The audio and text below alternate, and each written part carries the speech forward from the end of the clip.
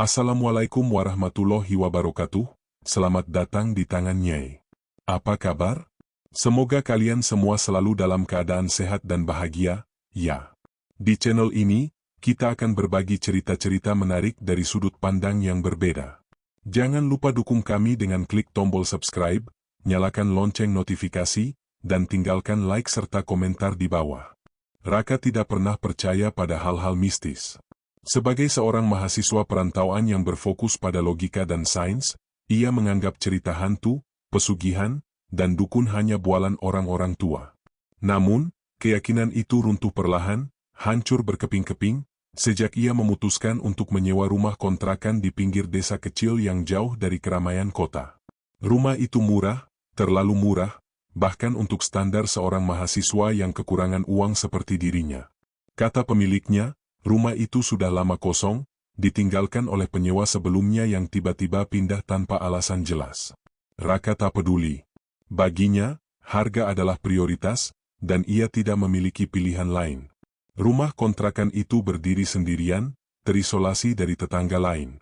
Dindingnya yang usang ditutupi lumut tipis, catnya mengelupas seperti kulit mati. Bau apak dan lembab menyambutnya setiap kali ia membuka pintu. Di belakang rumah, sebuah hutan kecil yang lebat membentang, diselimuti kabut tipis di pagi hari. Raka mencoba meyakinkan dirinya bahwa itu hanya suasana pedesaan yang menenangkan. Ia menghabiskan hari-harinya dengan sibuk, tenggelam dalam tumpukan buku dan tugas-tugas kuliah. Namun, ketika malam tiba, rumah itu berubah. Keanehan pertama datang dengan lembut. Tepat pukul 9 malam, saat Raka sedang membaca buku di meja belajarnya, ia mencium aroma aneh. Bukan bau apak khas rumah, melainkan wangi bunga melati yang sangat kuat, begitu pekat hingga membuat kepalanya pusing. Wangi itu tidak datang dari luar, karena Raka sudah menutup rapat semua jendela. Aroma itu seperti meresap dari dinding-dinding yang dingin. Ia mencoba mengabaikannya, berpikir mungkin ada tetangga yang membakar dupa atau menanam bunga melati. Tapi wangi itu terus-menerus menguar, menusuk hidung dan memenuhi paru-parunya. Malam berikutnya, wangi itu kembali datang. Kali ini lebih kuat. Raka memutuskan untuk mencari sumbernya. Ia berjalan ke setiap sudut ruangan, mengendus setiap celah, tapi tidak menemukan apa-apa. Ketika ia berdiri di ambang pintu kamar mandi yang gelap, bisikan halus terdengar. Bisikan itu bukan dari luar, melainkan dari dalam rumah. Suaranya terdengar seperti gumaman yang tidak jelas, seperti seseorang yang sedang berbicara dengan diri sendiri di ruangan lain. Raka merinding. Jantungnya berdebar kencang. Ia mengusir pikiran buruk dan segera menutup pintu kamar mandi. Bisikan itu menjadi rutinitas. Setiap malam, setelah wangi melati muncul, bisikan itu akan menyusul. Awalnya hanya gumaman, tapi kemudian berubah menjadi suara yang lebih jelas. Suara seorang wanita yang sedang menangis, terkadang tertawa pelan. Raka mencoba memutar musik keras-keras, mencoba menenggelamkan suara-suara itu. Namun, bisikan itu seolah memiliki caranya sendiri untuk menembus, berbisik tepat di telinganya.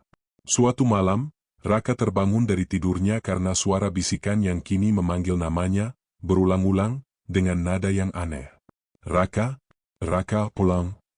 Suara itu terdengar sangat dekat, seolah ada seseorang yang duduk di sampingnya, berbisik di samping telinganya. Raka melompat dari ranjang, menyalakan lampu, tapi tidak ada siapa-siapa.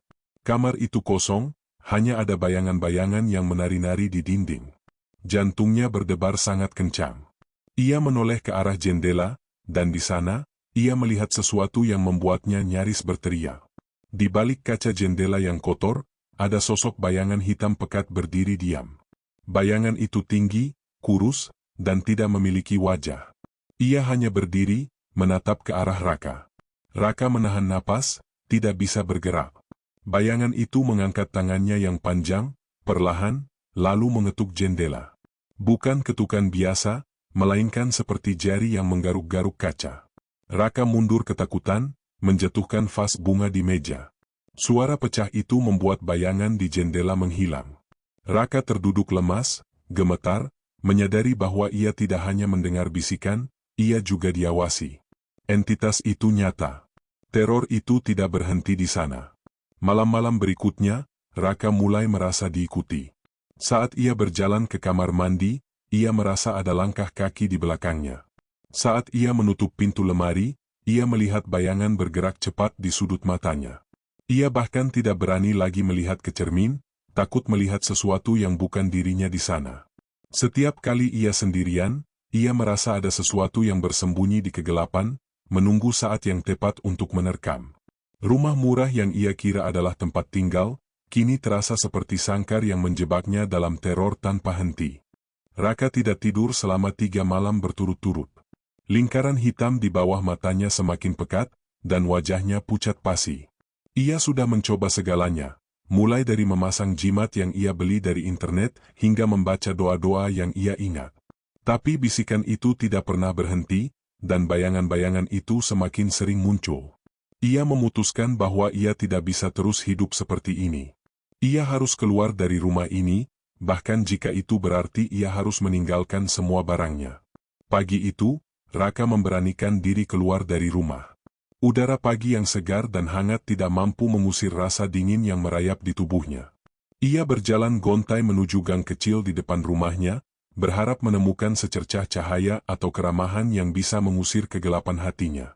Di sana, di sudut gang, Raka melihat sebuah gerobak bubur ayam yang tampak sederhana. Asap mengepul dari panci bubur, dan aroma gurihnya menyebar di udara, menciptakan sebuah oasis kecil di tengah suasana desa yang tenang. Seorang pria tua, dengan rambut putih dan senyum ramah, sedang melayani beberapa pembeli. Wajahnya yang keriput memancarkan aura kedamaian yang entah mengapa membuat Raka merasa aman. Raka mendekat. Pria tua itu menoleh dan tersenyum. "Selamat pagi, Nak. Mau bubur?" "Pagi, Pak," jawab Raka, suaranya serak. Ia tidak berminat makan, tapi ia hanya ingin berbicara dengan seseorang. Seseorang yang nyata. "Saya cuma mau duduk sebentar, Pak." Pria tua itu mengangguk, mengisyaratkan Raka untuk duduk di kursi plastik kecil yang tersedia. Raka duduk, memperhatikan pria tua itu menyiapkan bubur dengan cekatan. Pria itu memperkenalkan dirinya sebagai Pak Udin. Setelah pembeli lain pergi, hanya ada Raka dan Pak Udin di sana. Suasana hening sejenak, hanya ada suara burung dan sendok yang beradu dengan mangkuk. "Kamu kelihatannya lelah, Nak," kata Pak Udin, menatap Raka dengan tatapan mata yang dalam. "Seperti tidak tidur berhari-hari." Raka terdiam sejenak.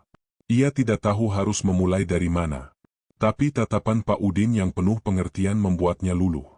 Rasa takut dan keputusasaan yang selama ini ia pendam meledak. Ia pun menceritakan semuanya. Mulai dari wangi melati, bisikan-bisikan, hingga bayangan hitam yang menggaruk jendela. Pak Udin mendengarkan dengan sabar, tanpa memotong atau menunjukkan ekspresi kaget. "Rumah itu memang sudah lama kosong," kata Pak Udin setelah Raka selesai bercerita. "Banyak orang yang mencoba tinggal di sana, tapi tidak ada yang bertahan lebih dari sebulan. Katanya, ada penunggu." "Penunggu?" ulang Raka, suaranya bergetar. "Lebih dari itu, Nak," bisik Pak Udin, suaranya merendah. "Rumah itu dulunya milik seorang dukun. Dukun yang melakukan praktik pesugihan.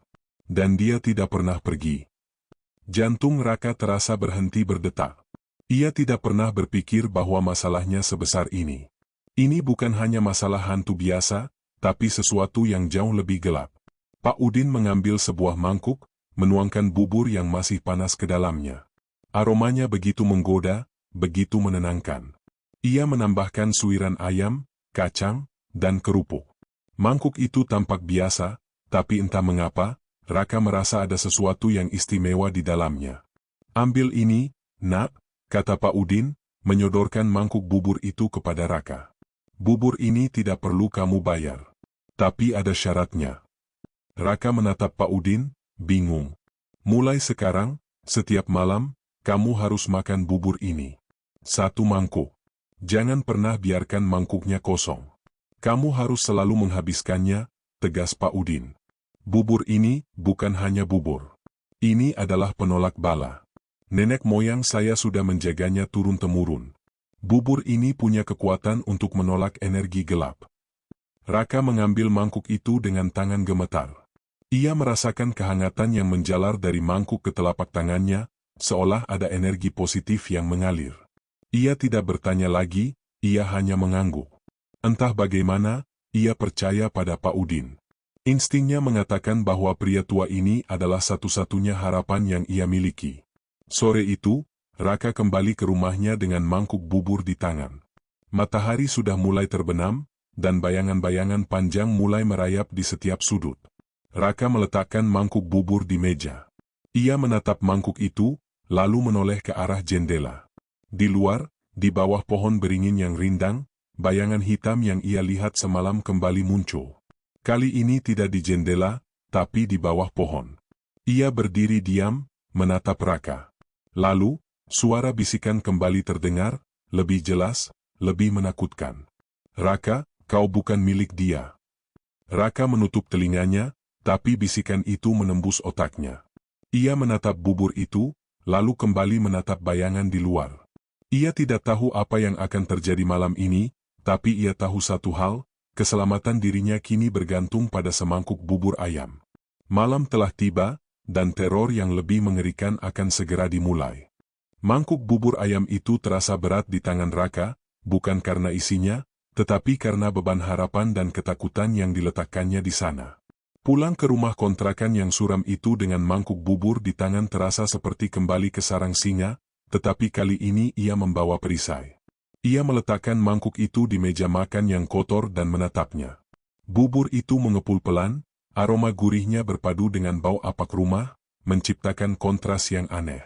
Raka mengunci semua pintu dan jendela, lalu menyalakan semua lampu yang ada di rumah. Ia tahu itu tidak akan banyak membantu melawan entitas gaib, tetapi setidaknya, itu membuat kegelapan terasa sedikit lebih jauh. Malam itu datang lebih cepat dari biasanya. Langit di luar jendela berubah menjadi hitam pekat, dan angin berdesir, membisikkan sesuatu yang tidak bisa ia mengerti. Jarum jam terus berputar, setiap detiknya terasa seperti palu yang memukul-mukul gendang telinganya. Raka mencoba memaksakan dirinya untuk makan. Ia mengambil sendok, menyuapkan sesendok bubur ke mulutnya. Bubur itu hangat, lembut, dan rasanya begitu gurih. Setiap suapan terasa seperti energi yang mengalir ke dalam tubuhnya, menghalau rasa dingin yang selama ini merayap di tulangnya. Ia memakannya perlahan, menghayati setiap suapan, mencoba mengisi kekosongan perut dan hatinya. Ketika mangkuknya hampir kosong, ia merasakan bisikan itu kembali. Kali ini, bisikan itu tidak hanya memanggil namanya. Bisikan itu terdengar seperti geraman, seperti seseorang yang marah karena mangsa yang sudah di depan mata tiba-tiba dilindungi. Kau milikku, kau takkan selamat, pulang, pulang. Bisikan itu datang dari segala arah, dari dinding, dari atap, dari lantai. Raka mencengkeram erat mangkuk bubur yang tersisa, jantungnya berdebar kencang.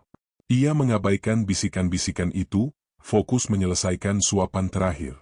Begitu ia menelan bubur terakhir, suara bisikan itu menghilang sejenak, hanya menyisakan keheningan yang lebih menakutkan dari apapun. Raka memutuskan untuk tidak tidur. Ia duduk di kursi, memeluk mangkuk bubur yang kosong, dan menunggu. Keheningan itu semakin menekan, seolah ada sesuatu yang sedang mengumpulkan kekuatannya.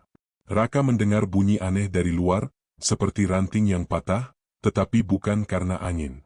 Bunyi itu terdengar seperti langkah kaki yang berat, melangkah perlahan di tanah. Langkah itu semakin mendekat, mendekat, hingga berhenti tepat di depan pintu kamarnya. Raka menahan napas. Ia menatap pintu kayu yang usang itu, berharap dan berdoa agar apapun yang ada di baliknya tidak bisa masuk. Tiba-tiba, suara ketukan terdengar. Bukan ketukan manusia, melainkan suara gema yang bergetar. Satu ketukan, lalu dua, lalu tiga. Ketukan itu terdengar seperti jari-jari yang panjang dan kurus. Setelah ketukan itu, hening. Raka berpikir mungkin semuanya sudah berakhir. Tapi kemudian, suara itu datang dari bawah pintu, sebuah suara erangan yang mengerikan, seperti suara seseorang yang sekarat.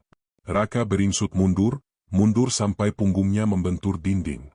Ia menatap celah di bawah pintu, dan di sana, ia melihat sesuatu yang hitam dan berlendir merayap masuk.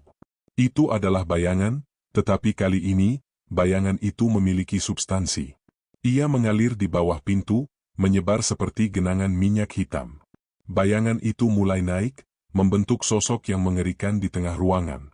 Sosok itu tinggi, kurus, dengan kaki dan tangan yang terlalu panjang, persis seperti bayangan yang ia lihat di luar jendela. Wajahnya tidak terlihat, hanya ada lubang hitam di mana seharusnya ada mata dan mulut. Dari lubang itu, suara erangan yang menusuk telinga keluar, memenuhi ruangan. Raka gemetar. Ia tidak bisa bergerak, seluruh tubuhnya kaku karena teror yang begitu kuat. Ia mencium bau busuk yang menyengat, bau tanah kuburan, bau darah kering, dan aroma melati yang kini terasa seperti racun. Sosok hitam itu perlahan-lahan mendekat, langkahnya tanpa suara, hanya bunyi cairan yang menetes dari tubuhnya.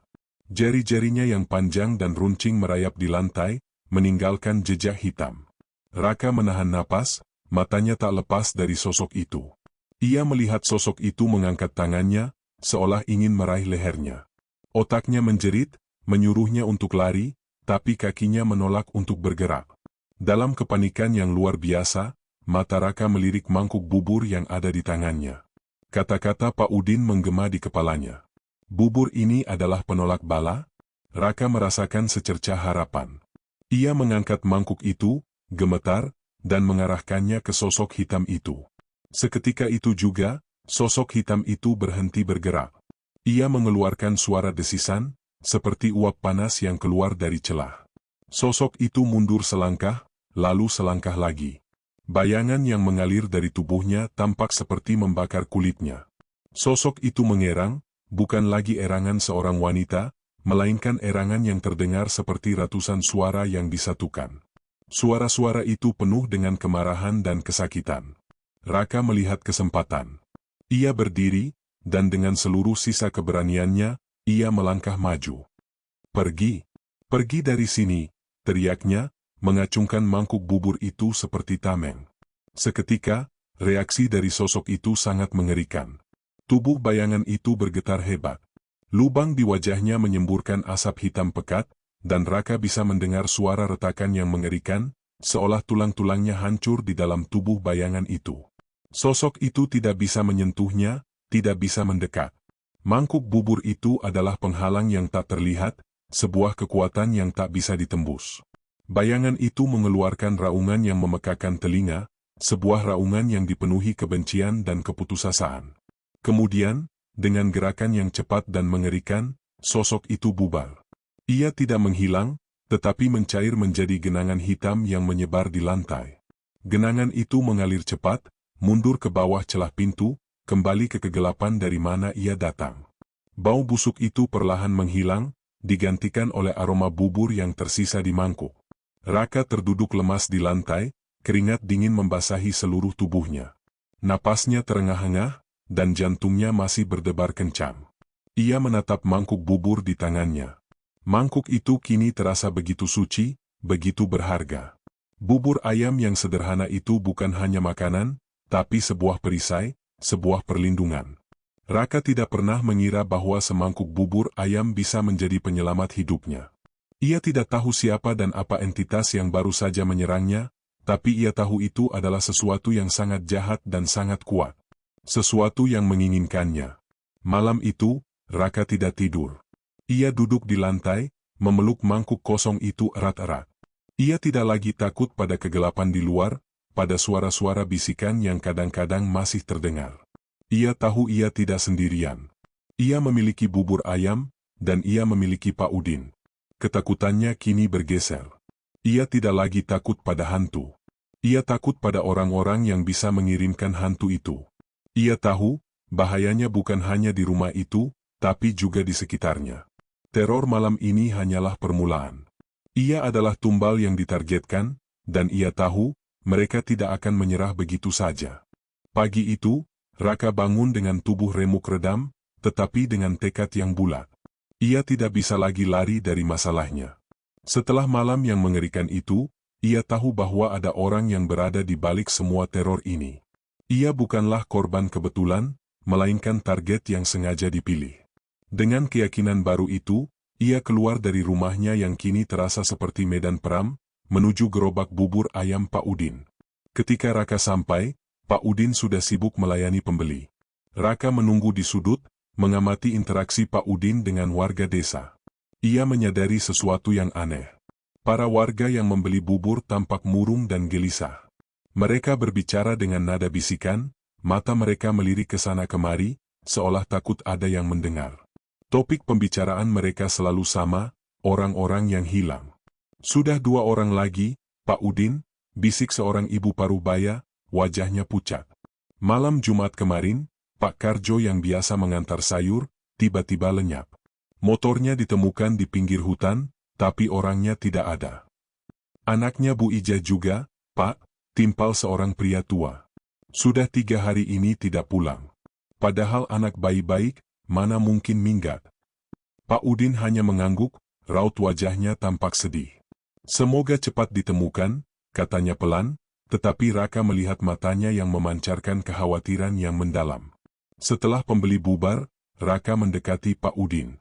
Pak, kenapa warga pada bisik-bisik soal orang hilang? Tanyanya, suaranya pelan. Pak Udin mendongak, matanya menatap Raka. Ini bukan pertama kalinya, Nak. Sudah beberapa kali terjadi. Dalam beberapa bulan terakhir, sudah ada 6 orang yang hilang secara misterius. Raka menelan ludah. Dan mereka semua dekat dengan rumah itu, kan? Rumah kontrakan saya? Pak Udin menghela napas panjang. Rumah itu, dulunya memang pusatnya. Tempat itu adalah pintu gerbang menuju ke sana. Ia menunjuk ke arah hutan di belakang rumah Raka. Pintu gerbang untuk tumbal. Kata, tumbal, itu bagai sengatan listrik di tubuh Raka. Semua potongan teka-teki itu kini menyatu dalam gambaran yang mengerikan. Aroma melati, bisikan-bisikan, bayangan-bayangan yang menyerang, dan sekarang orang-orang yang hilang. Semuanya mengarah ke satu kesimpulan, ia adalah target pesugihan. Raka menghabiskan sisa harinya di desa, tidak berani kembali ke rumah. Ia berkeliling dari satu warung ke warung lain, berpura-pura membeli rokok atau kopi, tetapi sebenarnya menguping percakapan warga. Ia ingin mendengar lebih banyak, ingin mengetahui siapa yang begitu tega melakukan hal sekeji ini. Kalau sudah hilang, ya sudah, kata seorang pemuda di warung kopi. Itu kerjaan Mbah Suro. Pasti butuh tumbal lagi. Nama itu, Mbah Suro, kembali terdengar. Raka mencatat nama itu dalam benaknya. Ia mendengarkan lagi, dan semakin banyak nama Mbah Suro yang disebut. Para warga membicarakan dukun tua itu dengan campuran rasa takut dan hormat. Mereka menyebutnya sebagai orang paling sakti di desa itu. Konon, ia bisa mengendalikan makhluk halus, membaca pikiran, dan bahkan memanggil roh dari alam lain. Rumahnya saja, tidak ada yang berani mendekat, bisik seorang nenek. Di ujung desa, dekat tebing curam. Dikelilingi pohon-pohon besar dan bambu petung. Hawanya saja sudah beda. Dingin dan angker. Raka bertanya pada seorang bapak tua yang sedang duduk di sampingnya, Pak, Mbah Suro itu, dukun apa? Bapak tua itu menoleh, matanya memancarkan ketakutan. Jangan tanya-tanya soal itu, Nak. Dia dukun pesugihan. Pesugihan butuh tumbal nyawa manusia. Kalau sudah dapat, ya dia kaya raya. Tapi kalau tidak, dia akan jadi tumbalnya sendiri. Raka merinding. Ia teringat cerita-cerita yang ia dengar saat kecil. Pesugihan. Ilmu hitam yang menuntut nyawa manusia sebagai imbalan untuk kekayaan. Raka menyadari bahwa bayangan hitam yang menyerangnya, bisikan-bisikan itu, semuanya adalah ulah Mbah Suro. Ia sedang dijemput untuk menjadi tumbal.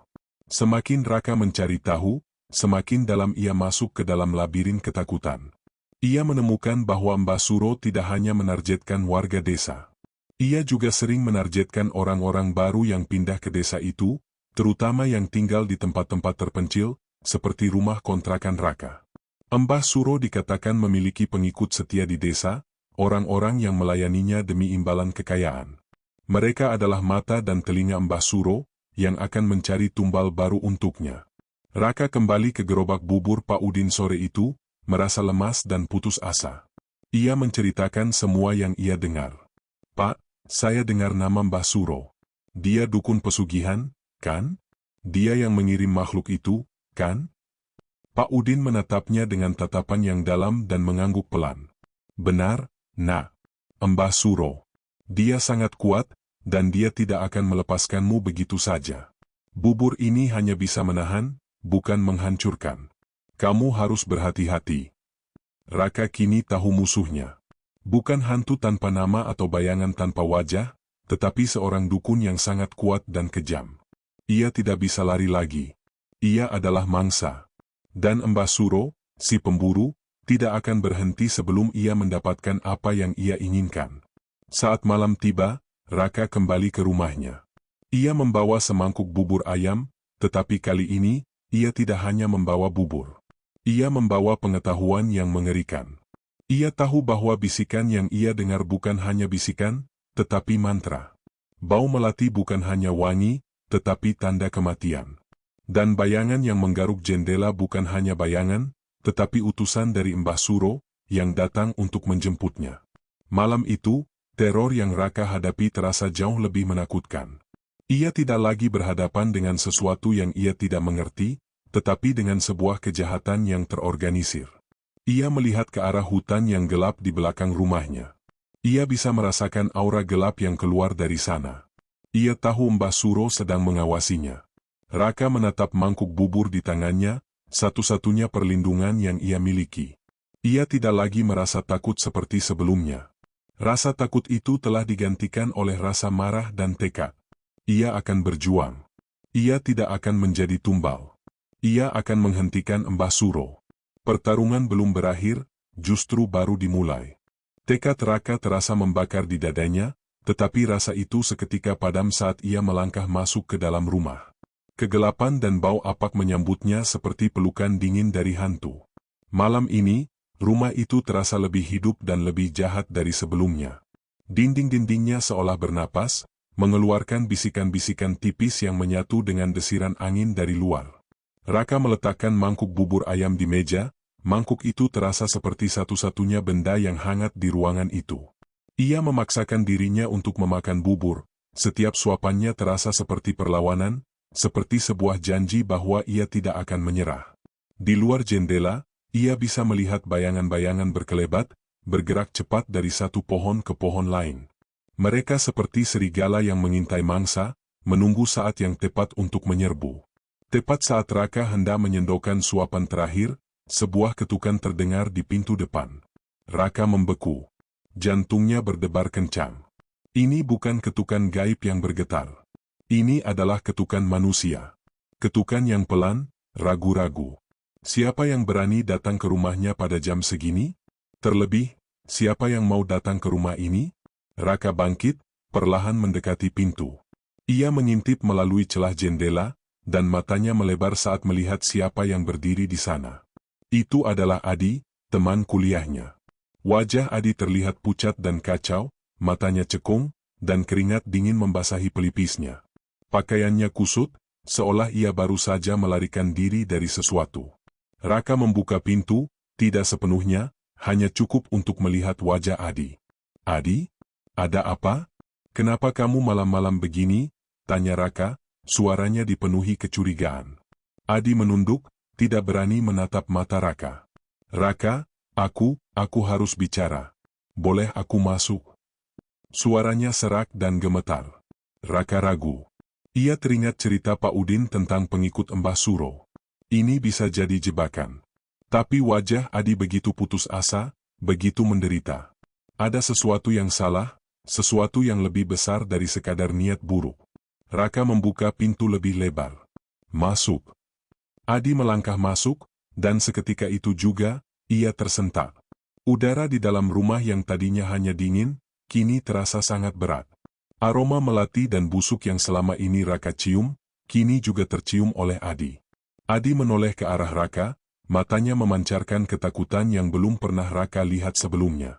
Aroma apa ini, Rak? Bisik Adi, suaranya bergetar. Duduk dulu, kata Raka, menunjuk kursi di dekat meja. Aku akan jelaskan nanti. Tapi sekarang, ceritakan kenapa kamu di sini. Ada apa denganmu? Adi duduk, kepalanya tertunduk dalam. Raka melihat pundaknya yang bergetar, dan ia tahu, sesuatu yang sangat buruk telah terjadi. Raka, aku minta maaf, kata Adi, suaranya pecah. Aku minta maaf. Kata-kata itu bagai belati yang menusuk jantung Raka. Ia tidak mengerti. Minta maaf untuk apa?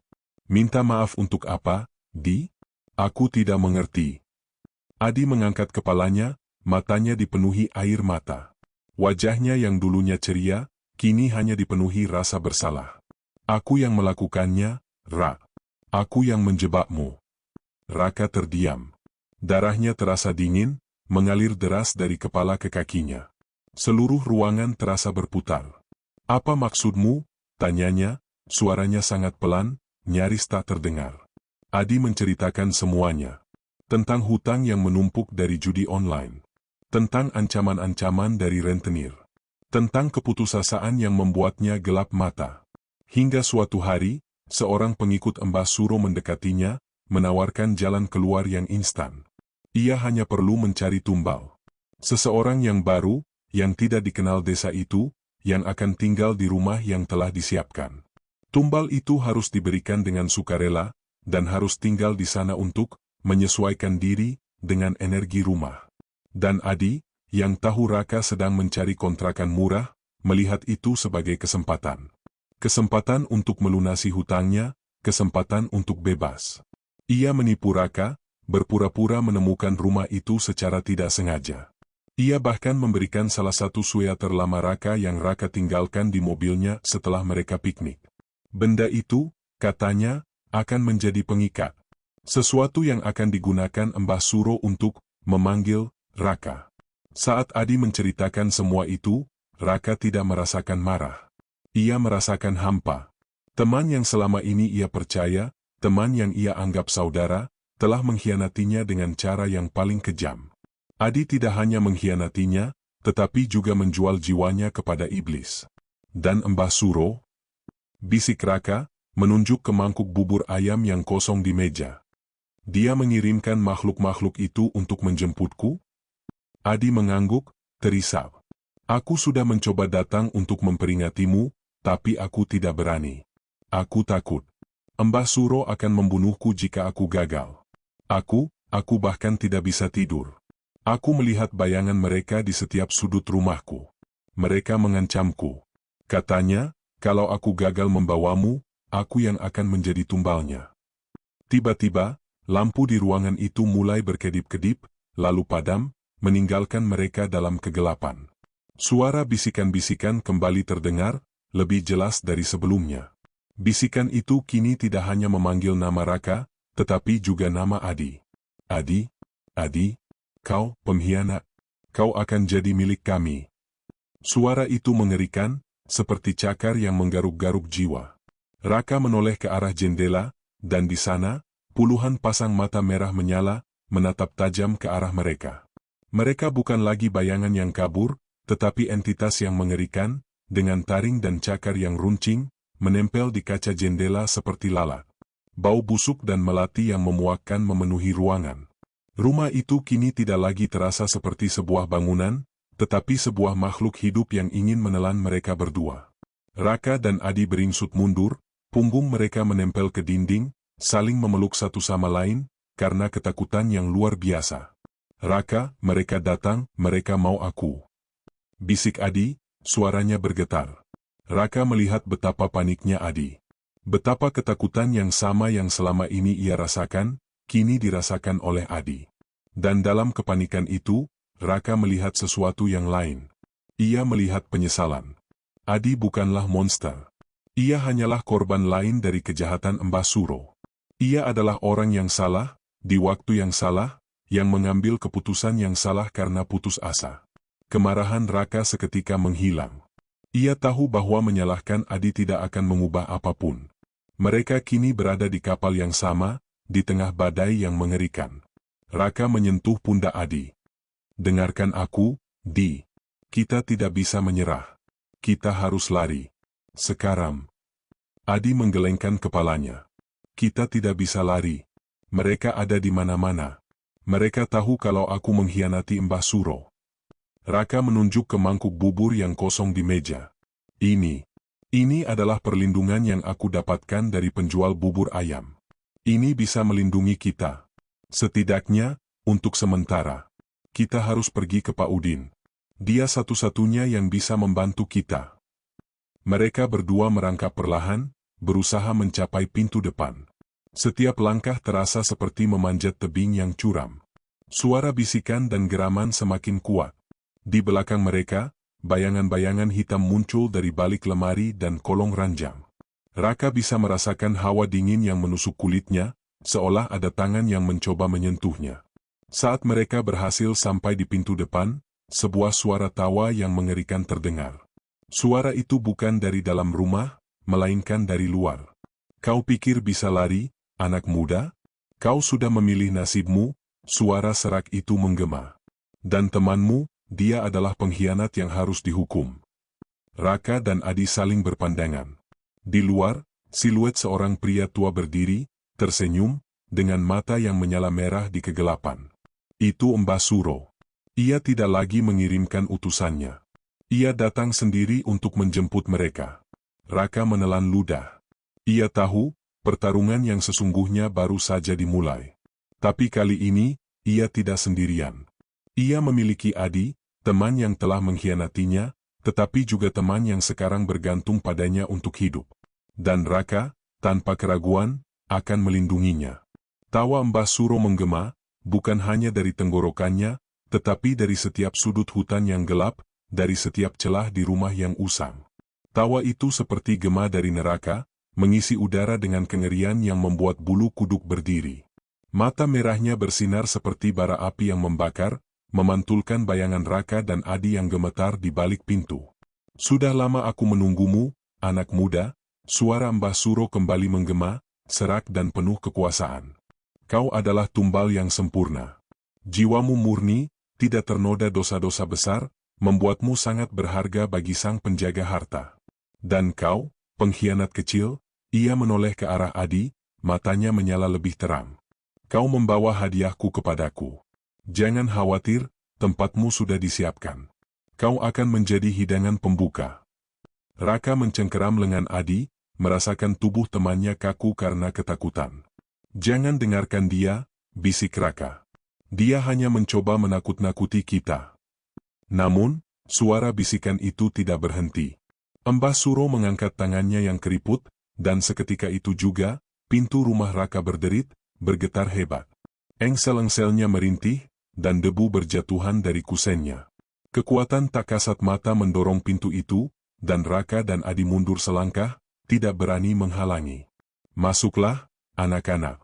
Aku tidak suka berlama-lama di luar, Mbah Suro berkata, suaranya kini terdengar tepat di samping telinga mereka, meskipun ia masih berdiri di halaman. Raka melihat ke sekeliling, mencari jalan keluar. Jendela-jendela di ruangan itu kini dipenuhi bayangan-bayangan yang menjijikkan, dengan mata merah yang tak terhitung jumlahnya. Mereka mengerang, mengeluarkan suara-suara yang menusuk gendang telinga, mencakar-cakar kaca, seolah-olah ingin memecahkannya dan menyerbu masuk. Ini bukan lagi makhluk gaib yang mencoba menakuti-nakuti. Ini adalah pasukan yang siap untuk berperang. Mangkuk bubur itu, bisik Adi, matanya terbelalak menunjuk ke arah meja makan. Ayo, kita ambil. Raka mengangguk. Mereka berdua merangkak, menghindari pandangan puluhan mata merah yang menatap mereka dari jendela. Raka berhasil meraih mangkuk itu, yang masih terasa hangat. Begitu ia memegang mangkuk itu, suara jeritan mengerikan terdengar dari arah jendela. Bayangan-bayangan itu mundur, seolah-olah terbakar. Raka merasakan gelombang kekuatan positif mengalir dari mangkuk itu, menolak aura gelap yang menyelimuti rumah. Bubur itu hanya penunda. Mbah Suro berteriak, suaranya penuh amarah. Itu kekuatan dari orang bodoh yang tidak tahu apa-apa. Itu tidak akan bertahan selamanya. Ia mengangkat tangannya lagi, dan kali ini, rumah itu sendiri yang bereaksi. Dinding-dindingnya bergetar, dan di atas kepala mereka, atapnya retak. Debu dan serpihan kayu berjatuhan. Raka dan Adi melompat, menghindari reruntuhan yang jatuh. Mereka tahu, Mbah Suro tidak hanya mengendalikan makhluk gaib, ia juga mengendalikan energi alam di sekitarnya. Kita tidak bisa keluar lewat pintu, bisik Raka, menarik Adi ke belakang. Kita harus keluar lewat belakang, lewat hutan. Adi menggelengkan kepalanya. Hutan itu, tempat mereka, Rak. Itu sarang mereka. Mbah Suro ada di depan. Itu lebih berbahaya daripada mereka yang ada di belakang, Raka menimpali. Ia tahu itu adalah pilihan yang bodoh, pilihan yang putus asa, tapi itu satu-satunya kesempatan mereka untuk lari. Dengan mangkuk bubur di tangan, Raka memimpin Adi menuju pintu belakang. Saat mereka melewatinya, udara di sekitar mereka berubah. Aroma melati yang pekat kembali menusuk hidung mereka, kali ini bercampur dengan bau tanah basah dan darah. Mereka melangkah keluar, ke dalam kegelapan hutan yang menakutkan. Malam itu, bulan tidak terlihat. Hutan itu gelap gulita, hanya disinari oleh cahaya obor yang berada jauh di depan rumah Raka. Di balik pepohonan yang rimbun, Mbah Suro berdiri, menyeringai. Ia tidak perlu mengejar mereka. Ia hanya perlu mengarahkan mereka ke dalam perangkapnya sendiri. Selamat datang, anak-anak. Aku sudah menunggu, Mbah Suro berkata, suaranya kini terdengar dari segala arah. Pohon-pohon di sekitar mereka bergemuruh, dan cabang-cabangnya berderit, bergerak seolah-olah memiliki nyawa sendiri. Raka dan Adi mulai berlari, menyusuri jalan setapak yang ditutupi akar pohon. Saat mereka berlari, mereka bisa mendengar suara-suara aneh di belakang mereka. Bukan suara langkah kaki, melainkan suara gesekan dan geraman. Raka menoleh ke belakang, dan dalam cahaya redup dari obor di kejauhan, ia bisa melihatnya. Itu adalah bayangan-bayangan yang menyerupai binatang buas, dengan mata merah menyala, berlari di atas tanah, di atas cabang-cabang pohon, mengejar mereka dengan kecepatan luar biasa. Mereka seperti anjing-anjing peliharaan Mbah Suro, yang kini dilepas untuk memburu mangsanya. Mereka datang, teriak Adi, napasnya tersengal-sengal. Raka terus berlari. Ia tidak tahu kemana tujuannya, ia hanya tahu ia harus lari, lari sejauh mungkin. Ia memegang mangkuk bubur itu erat-erat, dan setiap kali ia melakukannya, ia merasakan gelombang kekuatan kecil yang melindunginya. Namun, bayangan-bayangan itu semakin mendekat, dan Raka tahu, bubur itu tidak akan bertahan selamanya. Mereka berlari lebih cepat, tetapi kaki mereka terperosok ke dalam lumpur, dan mereka terhuyung-huyung. Raka jatuh, mangkuk buburnya terlepas dari tangannya dan menggelinding ke dalam kegelapan. Ia berteriak panik, mencoba meraihnya, tetapi sudah terlambat. Ia melihat bayangan-bayangan itu semakin dekat, dan ia tahu, mereka telah kehilangan perisainya. Mangkuknya, mangkuknya, teriak Adi. Tidak ada waktu, lari. Raka berteriak, menarik Adi untuk bangkit. Mereka berlari kembali, meninggalkan mangkuk bubur itu, yang kini tergeletak di tanah yang gelap, mengeluarkan asap tipis yang terlihat dalam kegelapan. Namun, tanpa mangkuk bubur itu, perlindungan mereka hilang. Udara di sekitar mereka menjadi lebih dingin, lebih berat. Aroma busuk dan melati menjadi sangat kuat. Bisikan-bisikan kembali terdengar, bukan hanya memanggil nama mereka, tetapi juga mengejek mereka. Bodoh, kau melepaskan perlindunganmu, sekarang kau milikku. Suara Mbah Suro menggema, kali ini terdengar lebih dekat, seolah ia ada di antara pepohonan. Tiba-tiba, dari kegelapan hutan, sesuatu mencengkeram kaki Raka. Itu adalah akar pohon yang tiba-tiba bergerak, melilit pergelangan kakinya, membuatnya jatuh tersungkur. Adi mencoba menolongnya, tetapi akar lain muncul dari tanah, melilit kaki Adi juga. Mereka berdua jatuh, terperangkap. Di hadapan mereka, Mbah Suro muncul dari balik pepohonan. Wajahnya yang keriput kini terlihat jelas di bawah cahaya bulan yang entah dari mana. Wajahnya tidak lagi tersenyum, tetapi menyeringai, menunjukkan gigi-gigi yang menghitam. Mata merahnya bersinar teram, dan di tangannya, ia memegang tongkat kayu yang diukir dengan simbol-simbol aneh. Ia mengangkat tongkatnya, dan akar-akar yang melilit Raka dan Adi menjadi semakin kencang, membuat mereka menjerit kesakitan. Sudah selesai, anak-anak, Mbah Suro berkata, suaranya tenang, tetapi dipenuhi kekejaman. Aku akan memberimu pilihan. Salah satu dari kalian bisa hidup, jika yang lain menyerahkan diri. Raka menoleh ke arah Adi. Wajah Adi pucat pasi, matanya memancarkan ketakutan. Raka bisa melihat bayangan hitam yang melayang di belakang Mbah Suro. Bayangan itu seperti raksasa, dengan taring yang panjang dan lidah yang menjulur.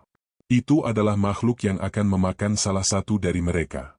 Tidak, kata Raka, menatap Mbah Suro. Tidak akan ada yang menyerahkan diri. Mbah Suro tertawa. Kau berani, anak muda. Tapi keberanianmu akan menjadi makanan untuk makhlukku. Ia menoleh ke arah Adi. Kau, pengkhianat. Kau sudah mencoba melarikan diri dari kesepakatan. Kau sudah tahu konsekuensinya. Mbah Suro mengangkat tongkatnya lebih tinggi, dan tiba-tiba, sebuah suara menginterupsi. Mbah Suro, hentikan. Suara itu serak, tetapi penuh dengan kekuatan dan otoritas. Mbah Suro dan Raka menoleh. Di sana, di antara kegelapan hutan, berdiri seorang pria tua, memegang sebuah mangkuk bubur yang mengepulkan asap. Itu adalah Pak Udin. Ia tidak terlihat tua dan lemah seperti biasanya. Di matanya, ada kilatan kekuatan yang tak bisa diukur. Kau mengganggu pekerjaanku, Udin, Mbah Suro berkata, nada suaranya berubah menjadi marah. Kau tahu apa yang terjadi jika kau ikut campur dalam urusan yang bukan urusanmu. Pak Udin melangkah maju, mangkuk bubur di tangannya bersinar terang. Aku bukan Udin yang kau kenal, Mbah Suro. Aku adalah penjaga yang kau coba bunuh. Dan mangkuk ini adalah mangkuk yang kau coba hancurkan. Mbah Suro menatap mangkuk itu, dan wajahnya yang tadinya sombong kini dipenuhi dengan ketakutan. Tidak mungkin, mangkuk itu, kau menyembunyikannya?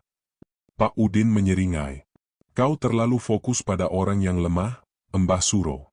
Kau terlalu sibuk mengejar tumbal, sampai-sampai kau tidak menyadari bahwa kekuatan yang kau takuti, ada di depan matamu. Ia mengangkat mangkuk itu, dan sebuah cahaya putih yang membutakan keluar dari mangkuk, langsung mengarah ke Mbah Suro. Mbah Suro berteriak kesakitan, dan bayangan raksasa di belakangnya bergemuruh. Sialan kau, Udin, teriak Mbah Suro, suaranya berubah menjadi geraman. Aku akan kembali. Aku akan membunuh kalian berdua. Cahaya putih itu menelan Mbah Suro, dan dengan raungan yang mengerikan, ia menghilang, seperti asap yang ditiup angin. Bayangan-bayangan di hutan juga ikut lenyap. Akar-akar yang melilit Raka dan Adi mengendur, dan mereka jatuh ke tanah, terengah-engah. Pak Udin berjalan mendekat, wajahnya kembali ramah. Sudah aman, nak. Untuk saat ini. Raka menatapnya, bingung. Pak Udin, siapa sebenarnya Bapak? Pak Udin tersenyum kecil. Aku adalah penjaga warisan leluhurku. Sebuah warisan yang dibuat untuk menolak kejahatan seperti Mbah Suro. Ia menunjuk mangkuk bubur di tangannya, yang kini kembali terlihat biasa. Dan ini adalah kekuatan itu. Tapi, kenapa Bapak tidak pernah bilang? Tanya Adi, suaranya masih gemetar. Karena jika kau tahu, kau akan mencari tahu, jawab Pak Udin, matanya kembali menatap hutan yang gelap. Dan jika kau mencari tahu, Mbah Suro akan tahu. Kekuatan ini tidak bisa digunakan sembarangan. Mangkuk ini tidak bisa menghancurkan kejahatan, hanya bisa menolak. Kekuatan untuk menghancurkannya ada di tempat lain. Pak Udin menawarkan tangannya, membantu Raka dan Adi untuk bangkit. Mereka menatapnya, dengan ribuan pertanyaan di kepala mereka. Mereka telah diselamatkan, tapi mereka tidak tahu apa yang akan terjadi selanjutnya. Mereka tahu, Mbah Suro tidak akan menyerah. Ia akan kembali, dan kali ini, mereka harus lebih siap. Ayo, nak, kata Pak Udin, mengarahkan mereka kembali ke desa. Mari kita makan bubur. Dan aku akan ceritakan semuanya. Saat mereka berjalan kembali, Raka menoleh ke belakang, ke arah hutan yang gelap. Ia tidak lagi melihat Mbah Suro, tetapi ia tahu, ia telah membuat musuh yang kuat. Ia tahu, pertarungan belum berakhir, justru baru dimulai. Raka dan Adi duduk di sebuah bangku kayu di depan gerobak Pak Udin. Langit sudah mulai menampakkan warna-warna jingga dan merah muda, mengusir kegelapan malam. Udara pagi yang sejuk menyegarkan, tetapi hati mereka masih terombang-ambing oleh kebingungan dan ketakutan. Pak Udin menyodorkan dua mangkuk bubur yang mengepul, aroma hangatnya menenangkan saraf mereka yang tegang. Makanlah, nak, kata Pak Udin dengan suara lembut. Energi kalian terkuras habis. Mereka makan dalam diam. Setiap suapan bubur terasa seperti memulihkan jiwa mereka yang nyaris hancur. Setelah mangkuk mereka kosong, Pak Udin duduk di hadapan mereka. Wajahnya yang tua dan ramah kini terlihat serius, matanya memancarkan kebijaksanaan yang mendalam. "Kalian ingin tahu, kan?" tanyanya, suaranya merendah. Raka dan Adi mengangguk serempak. Kisah ini berawal jauh sebelum Mbah Suro ada. Dahulu kala, leluhurku adalah seorang penjaga hutan. Bukan penjaga biasa, tetapi penjaga yang ditugaskan untuk menjaga keseimbangan antara alam nyata dan alam gaib. Hutan ini, yang kalian lihat di belakang rumah itu, adalah tempat di mana kekuatan alam dan gaib bertemu. Di sana, ada sebuah mata air suci yang memiliki kekuatan untuk menolak segala kejahatan. Pak Udin berhenti sejenak, menatap ke arah hutan yang mulai diterangi matahari pagi. Mata air ini digunakan untuk berbagai ritual, salah satunya adalah bubur sura. Bubur ini bukan bubur biasa. Ia dibuat dengan bahan-bahan khusus, dari beras yang ditanam di tanah suci, air dari mata air itu, dan rempah-rempah yang hanya bisa ditemukan di hutan ini. Ketika bubur ini dimasak, ia menyerap energi positif dari alam semesta. Setiap mangkuknya menjadi sebuah penolak bala, sebuah benteng yang tak kasat mata. Raka dan Adi mendengarkan dengan saksama, seolah cerita itu adalah dongeng yang menghipnotis. Mereka tidak bisa membayangkan bahwa bubur ayam sederhana itu memiliki kekuatan spiritual yang begitu besar. Leluhurku mewariskan resep dan tugas ini turun-temurun. Mereka menjadi penjual bubur di desa ini, tidak hanya untuk mencari nafkah, tetapi untuk menyebarkan perlindungan kepada warga. Setiap orang yang memakan bubur ini, secara tidak sadar, terlindungi dari energi gelap. Bubur ini seperti vaksin, yang tidak terlihat, tetapi bekerja dari dalam. Jadi, setiap orang yang membeli bubur Bapak, mereka terlindungi, tanya Adi.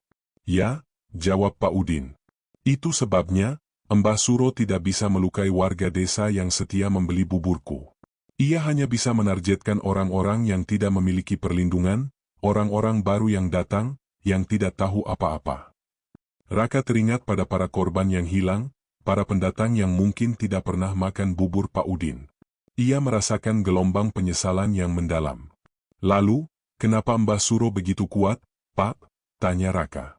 Mbah Suro bukan dari desa ini, jelas Pak Udin. Ia datang dari jauh, dari garis keturunan dukun hitam.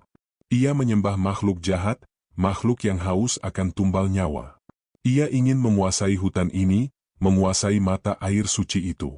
Ia tidak bisa menghancurkannya, karena kekuatan alam terlalu kuat untuknya.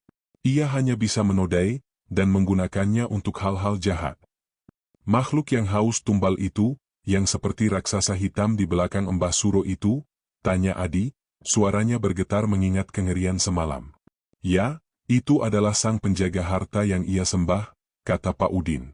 Makhluk itu adalah jin yang sangat kuat, yang memberinya kekayaan sebagai imbalan. Tetapi, tumbalnya harus murni, jiwanya tidak ternoda dosa besar. Raka, kau adalah target yang sempurna. Jantung Raka berdebar kencang. Ia nyaris menjadi tumbal. Ia nyaris mati. Ia nyaris menjadi hidangan bagi makhluk mengerikan itu. Kenapa Bapak tidak menghancurkan Mbah Suro saja? Tanya Raka. Kenapa cuma menolak? Pak Udin menghela napas panjang. Bubur ini bukan senjata. Ia adalah perisai. Ia tidak bisa menghancurkan kekuatan gelap. Ia hanya bisa menolaknya. Dan ada aturan yang sangat kuno. Seorang penjaga tidak boleh menggunakan kekuatannya untuk menyerang, hanya untuk bertahan. Jika ia melanggar, ia akan kehilangan kekuatannya, dan kekuatan gelap akan mengambil alih. Aku tidak bisa menghancurkan Mbah Suro. Hanya ada satu cara untuk menghancurkannya. Apa itu, Pak? Tanya Raka dan Adi serempak. Mata Pak Udin menatap mereka dengan penuh arti. Mbah Suro mendapatkan kekuatannya dari pusaka. Sebuah keris kuno yang ia sembunyikan di dalam rumahnya. Pusaka itu adalah sumber kekuatannya, dan sekaligus pengikatnya dengan sang penjaga harta. Jika pusaka itu dihancurkan, maka kekuatannya akan hilang, dan ia akan kembali ke alamnya, bersama dengan makhluk yang ia sembah. Raka dan Adi saling berpandangan. Misi itu terasa mustahil. Misi itu terasa seperti misi bunuh diri. Mengambil pusaka dari rumah dukun paling sakti di desa itu lebih gila daripada semua teror yang mereka hadapi. Tapi, kita tidak tahu di mana rumahnya, kata Raka. Aku tahu, kata Pak Udin. Aku akan memberitahu kalian di mana rumahnya. Tapi ada satu hal lagi yang harus kalian tahu. Mbah Suro tidak akan diam. Ia tahu kalian tahu rahasianya. Ia akan terus mengganggu kalian, mengirimkan makhluk-makhluknya untuk menyerang kalian. Dan setiap kali kalian makan bubur, ia akan menjadi lebih lemah, tapi kalian juga menjadi lebih lemah, karena ia juga akan mencoba menyerap energi kalian. Jadi, bubur ini bukan solusi selamanya, tanya Adi. Tidak, jawab Pak Udin. Ia hanya penunda. Ia hanya memberi kita waktu. Waktu untuk kalian, untuk menghancurkan pusaka itu. Raka dan Adi tidak bisa berkata-kata. Mereka menyadari, mereka tidak hanya berhadapan dengan teror. Mereka berhadapan dengan sebuah takdir yang tidak bisa mereka hindari. Mereka adalah satu-satunya harapan bagi desa ini. Mereka adalah satu-satunya yang bisa menghentikan Mbah Suro. Pak Udin bangkit, wajahnya kembali tenang. Ia menuangkan lagi bubur ke mangkuk mereka. Ini adalah bekal kalian. Bubur terakhir. Kalian harus melakukannya malam ini. Sebelum kekuatan Mbah Suro kembali pulih. Dan sebelum ia menemukan cara lain untuk melukai kalian. Raka dan Adi mengangguk. Mereka tidak punya pilihan lain. Mereka harus berjuang. Pertarungan yang sesungguhnya bukan lagi untuk bertahan hidup, tetapi untuk menghancurkan kejahatan. Mereka tidak lagi takut. Rasa takut itu telah digantikan oleh sebuah tekad, sebuah keyakinan, bahwa mereka bisa melakukannya. Baik, Pak, kata Raka, menatap Pak Udin. Kami siap. Pak Udin tersenyum, senyum yang begitu tulus, senyum yang begitu menenangkan. Aku tahu kalian bisa, Nak. Raka dan Adi kembali ke rumah kontrakan itu. Di depan mereka, teka-teki yang mengerikan menunggu untuk dipecahkan. Dan di belakang mereka, Mbah Suro menunggu, siap untuk menerkam, tetapi kali ini, mereka telah memiliki tujuan. Mereka akan pergi ke sarang Mbah Suro, dan mereka akan mengakhiri semua ini. Malam telah tiba, dan petualangan yang sesungguhnya baru saja dimulai. Bubur terakhir yang diberikan Pak Udin terasa berbeda. Bukan lagi sekadar penolak bala, melainkan sebuah bekal suci yang mengisi mereka dengan kekuatan dan keberanian. Saat senja tiba, Raka dan Adi berdiri di ambang pintu rumah kontrakan yang sekarang terasa seperti markas perang. Hutan di belakang rumah itu adalah medan pertempuran mereka, dan di sana, Mbah Suro menunggu. Apa kita benar-benar harus melakukan ini, Rak? Tanya Adi, suaranya bergetar. Mbah Suro itu, dia bukan manusia biasa. Kita tidak punya pilihan, jawab Raka, matanya menatap tajam ke dalam kegelapan hutan. Dia tidak akan berhenti sampai kita menjadi tumbalnya. Dan jika kita berhasil, kita akan menyelamatkan desa ini dan semua orang yang menjadi targetnya. Mereka melangkah ke dalam hutan, setiap langkah terasa seperti menembus tirai yang tak terlihat. Udara menjadi lebih dingin, lebih berat, dan dipenuhi aroma melati yang memuakkan. Daun-daun kering di bawah kaki mereka berdesir, menciptakan suara-suara aneh yang seolah mengejek mereka. Di sekitar mereka, pohon-pohon besar tampak seperti bayangan raksasa yang mengawasi, cabang-cabangnya seperti lengan-lengan kurus yang siap mencengkeram. Seolah Mbah Suro sudah tahu mereka datang, bisikan-bisikan kembali terdengar. Kali ini bukan lagi ancaman, tetapi ejekan. Dasar anak bodoh, kalian pikir bisa menang melawanku? Bisikan itu tidak hanya datang dari segala arah, tetapi juga langsung dari dalam kepala mereka, menusuk ke dalam otak dan mengobrak-abrik pikiran mereka. Aku tidak kuat, Rak, bisik Adi, mencengkeram kepalanya. Aku bisa mendengar suara-suara, mereka memanggil namaku, mereka bilang aku harusnya jadi tumbal. Itu hanya triknya. Lawan. Raka berteriak. Ia teringat kata-kata Pak Udin tentang bubur sura. Ia memejamkan mata, memusatkan pikirannya pada rasa hangat bubur yang baru saja ia telan. Perlahan, bisikan di kepalanya mereda, tergantikan oleh suara lembut yang menenangkan. Raka tahu itu adalah kekuatan dari bubur, yang melindungi batin mereka. Mereka melanjutkan perjalanan. Setelah berjalan cukup jauh, mereka mencapai sebuah sungai kecil yang mengering. Jalan di sana tidak rata, penuh dengan batu-batu tajam dan akar pohon yang mencuat. Tiba-tiba, dari bayangan di bawah jembatan kayu yang sudah lapuk, muncul sosok-sosok mengerikan. Itu adalah hantu-hantu yang mengenakan pakaian yang lusuh, dengan wajah pucat dan mata kosong. Mereka adalah para korban tumbal Mbah Suro. Mereka tidak menyerang, tetapi hanya berdiri diam, menghalangi jalan. Raka dan Adi berhenti, ketakutan. Mereka tidak bisa melawan, dan mereka tidak bisa lari. Hantu-hantu itu mengulurkan tangan-tangan kurus mereka, mencoba meraih mereka.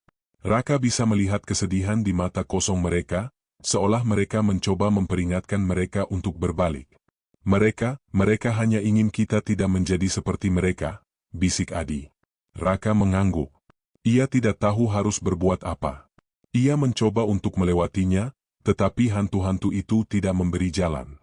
Raka mengumpulkan semua keberaniannya. Maafkan kami, katanya kepada hantu-hantu itu dengan suara serak. Kami akan mengakhiri semua ini untuk kalian. Kami berjanji. Seketika, aura kesedihan yang menyelimuti hantu-hantu itu mereda. Mereka perlahan-lahan mundur, memberikan jalan. Wajah-wajah pucat mereka seolah tersenyum, memberi restu. Raka dan Adi berlari, menembus sungai kering itu, meninggalkan hantu-hantu itu dalam diam. Setelah melewati sungai, mereka menemukan sebuah jalan setapak yang menanjak, dihiasi dengan tumpukan batu yang sudah ditumbuhi lumut. Jalan itu mengarah ke sebuah tebing curam. Di atas tebing, di ujung jalan, mereka bisa melihatnya. Itu adalah rumah Mbah Suro. Rumah itu jauh lebih mengerikan dari apapun yang mereka bayangkan. Rumah itu dibangun dari kayu-kayu tua yang sudah lapuk, dengan atap yang miring. Di sekelilingnya, tumbuh pohon-pohon bambu petung yang menjulang tinggi, dan udara di sekitarnya terasa sangat dingin, seperti hawa es. Di depan rumah, sebuah halaman kecil ditutupi oleh tanah merah yang gersang. Di sana, mereka bisa melihat bayangan hitam besar, sang penjaga harta, berdiri diam, menjaga gerbang masuk. Tunggu di sini, bisik Raka. Aku akan coba masuk dari samping. Kamu tunggu sinyal dariku. Adi menahan tangannya. Jangan, Ra. Aku ikut. Aku tidak akan meninggalkanmu lagi. Raka menatap matanya, dan ia melihat ketulusan di sana. Rasa bersalah Adi telah berubah menjadi tekad yang kuat. Baiklah, kata Raka. Kita lakukan ini bersama-sama. Mereka merangkap perlahan, berusaha menghindari pandangan sang penjaga harta. Makhluk itu terlalu besar dan kuat untuk mereka hadapi. Mereka mencapai sisi rumah, di mana sebuah jendela yang pecah terbuka. Mereka mengendap-endap masuk. Di dalam, rumah itu lebih buruk dari yang terlihat dari luar. Bau busuk, darah, dan menyan yang pekat menusuk hidung mereka.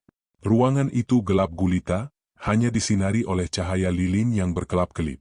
Di sudut ruangan, sebuah meja altar yang besar berdiri, dipenuhi sesajen dan benda-benda aneh.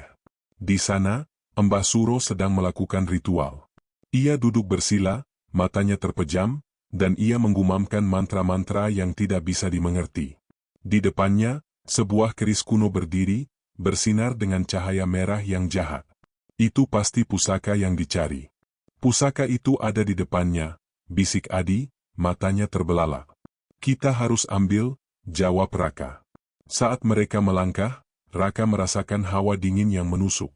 Ia melihat ke atas, dan matanya melebar.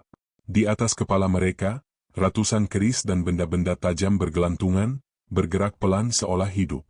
Itu adalah jebakan. Jebakan. Raka berteriak, menarik Adi mundur. Seketika, keris-keris di atas mereka jatuh, menancap ke lantai, nyaris mengenai kepala mereka. Suara gemuruh itu membangunkan Mbah Suro. Ia membuka matanya yang merah, dan seringai jahat muncul di wajahnya. Kau pikir bisa menyelinap masuk, anak muda? Tanyanya, suaranya terdengar seperti dua batu yang digesekkan. Rumah ini adalah bagian dariku. Aku bisa merasakan setiap langkahmu, setiap napasmu. Mbah Suro bangkit, matanya menatap Raka dan Adi. Dengan satu lambaian tangannya, pintu di belakang mereka tertutup dengan suara keras. Mereka terjebak. Sekarang, mari kita selesaikan apa yang sudah dimulai, kata Mbah Suro, mengangkat tangannya. Sang penjaga harta, datanglah. Bawa temanmu ini sebagai hadiah pertamaku. Dari balik pintu, terdengar suara geraman yang mengerikan, dan sesuatu yang besar mulai mendobraknya. Raka tahu, mereka tidak punya banyak waktu. Kita harus mengalihkan perhatiannya. Raka berteriak pada Adi. Aku akan coba mendekati pusaka itu. Kamu, lari ke sana. Cari apapun yang bisa dilemparkan. Adi mengangguk, dan ia berlari. Raka berlari ke sisi lain ruangan, mengambil mangkuk bubur yang ia bawa. Ia memusatkan semua kekuatannya pada mangkuk itu. Pak Udin, berikan aku kekuatanmu, bisiknya. Ia mengangkat mangkuk itu, dan sebuah cahaya putih yang terang keluar, langsung mengarah ke Mbah Suro. Mbah Suro berteriak kesakitan, ia tidak menduga Raka masih memiliki kekuatan itu. Ia mundur, mengibaskan tangannya, mencoba menangkis cahaya itu. Anak tidak tahu diri, teriak Mbah Suro. Itu tidak akan cukup untuk menghentikanku. Cahaya itu mengenai Mbah Suro, tetapi ia berhasil menahannya. Ia mengeluarkan tawa yang mengerikan, dan di tangannya, sebuah api hitam mulai terbentuk. Sesaat itu, Adi, yang sudah berada di sisi lain ruangan, melihat tumpukan lilin yang digunakan untuk ritual.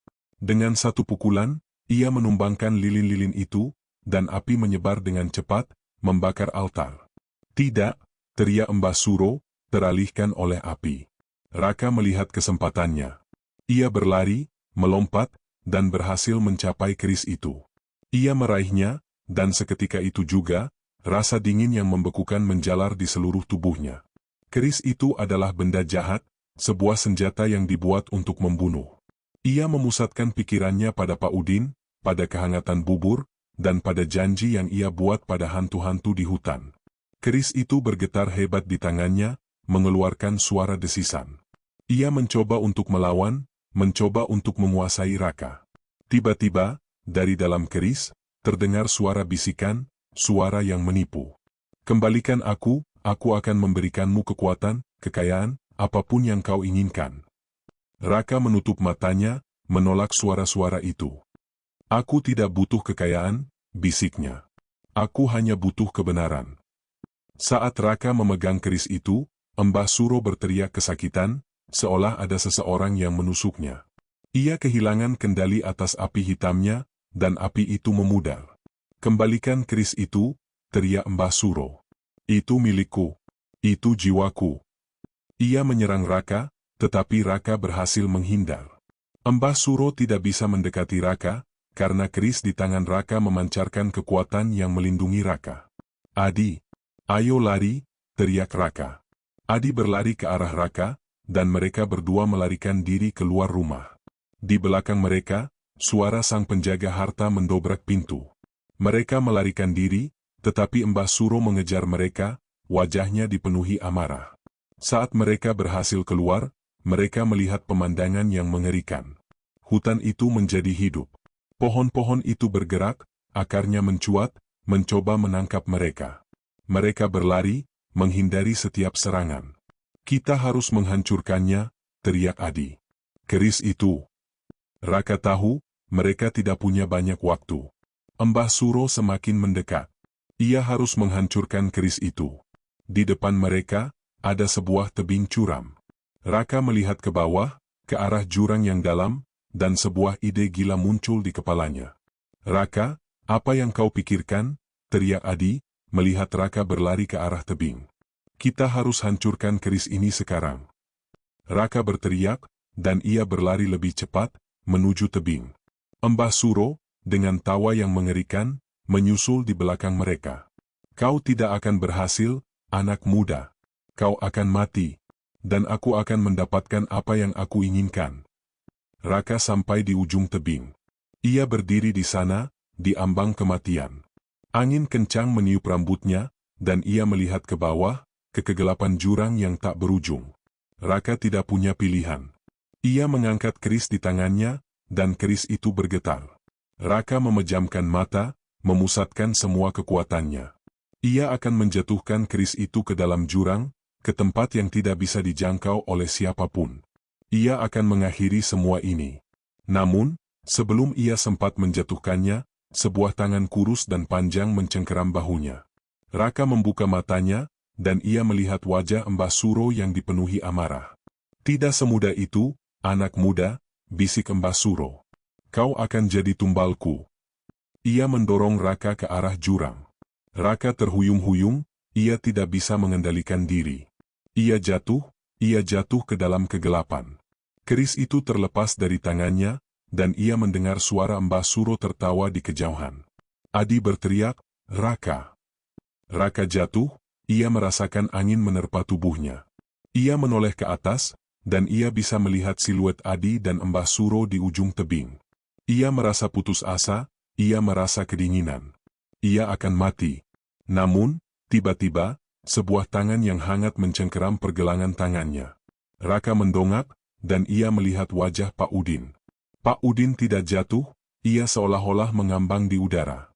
"Jangan menyerah, Nak," kata Pak Udin, matanya bersinar. "Bubur itu bukan hanya makanan. Itu adalah bagian dari dirimu sekarang. Kekuatannya ada di dalam dirimu." Raka menatap keris yang jatuh. Ia harus mengambilnya. Ia harus menghancurkannya. Ia tahu ia tidak bisa menyerah. Ia tidak bisa mengecewakan Pak Udin, Adi, dan semua orang yang menjadi korban Mbah Suro. Ia harus berjuang. Raka menatap ke bawah, ke jurang yang gelap. Di sana, ia bisa melihat pusaka itu. Ia harus mengambilnya. Raka menarik napas dalam-dalam, dan dengan seluruh kekuatan yang ia miliki, ia melompat ke bawah, meraih keris itu. Ia harus menghancurkannya. Entah bagaimana caranya. Ia berhasil meraih keris itu, tetapi ia terus jatuh. Tiba-tiba, suara tawa Mbah Suro kembali menggema. "Dasar bodoh! Kau pikir kau bisa menghancurkan pusakaku?" Suara Mbah Suro menggema. "Kau akan mati bersamanya." Raka tidak peduli. Ia sudah membuat pilihan. Ia akan mengakhiri semua ini. Raka menatap keris di tangannya, dan ia memusatkan semua kekuatannya. Ia memikirkan Pak Udin, Adi, hantu-hantu di hutan. Ia harus mengakhiri semua ini. Ia tidak bisa menghancurkannya. Keris itu terlalu kuat. Raka meremasnya. Ia memikirkan cara lain.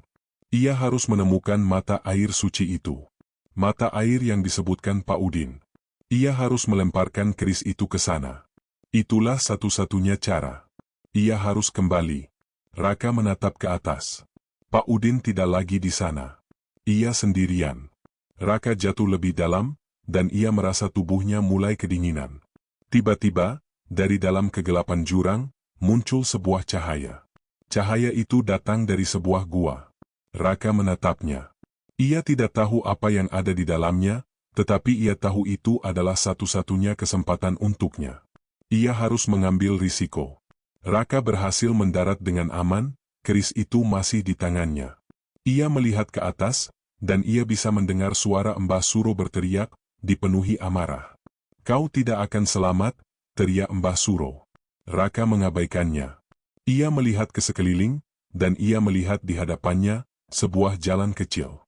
Jalan itu mengarah ke sebuah gua. Di dalam gua, ia bisa merasakan aura positif. Raka tidak tahu apa yang akan terjadi selanjutnya. Ia tidak tahu apakah ia akan selamat. Ia tidak tahu apakah ia akan berhasil. Tapi ia tahu satu hal, ia tidak sendirian. Ia memiliki bubur sura di dalam jiwanya, dan ia memiliki janji yang harus ia tepati. Ia harus mengakhiri semua ini. Ia harus menghancurkan keris itu. Malam ini, ia tidak hanya berjuang untuk hidupnya, ia berjuang untuk hidup semua orang.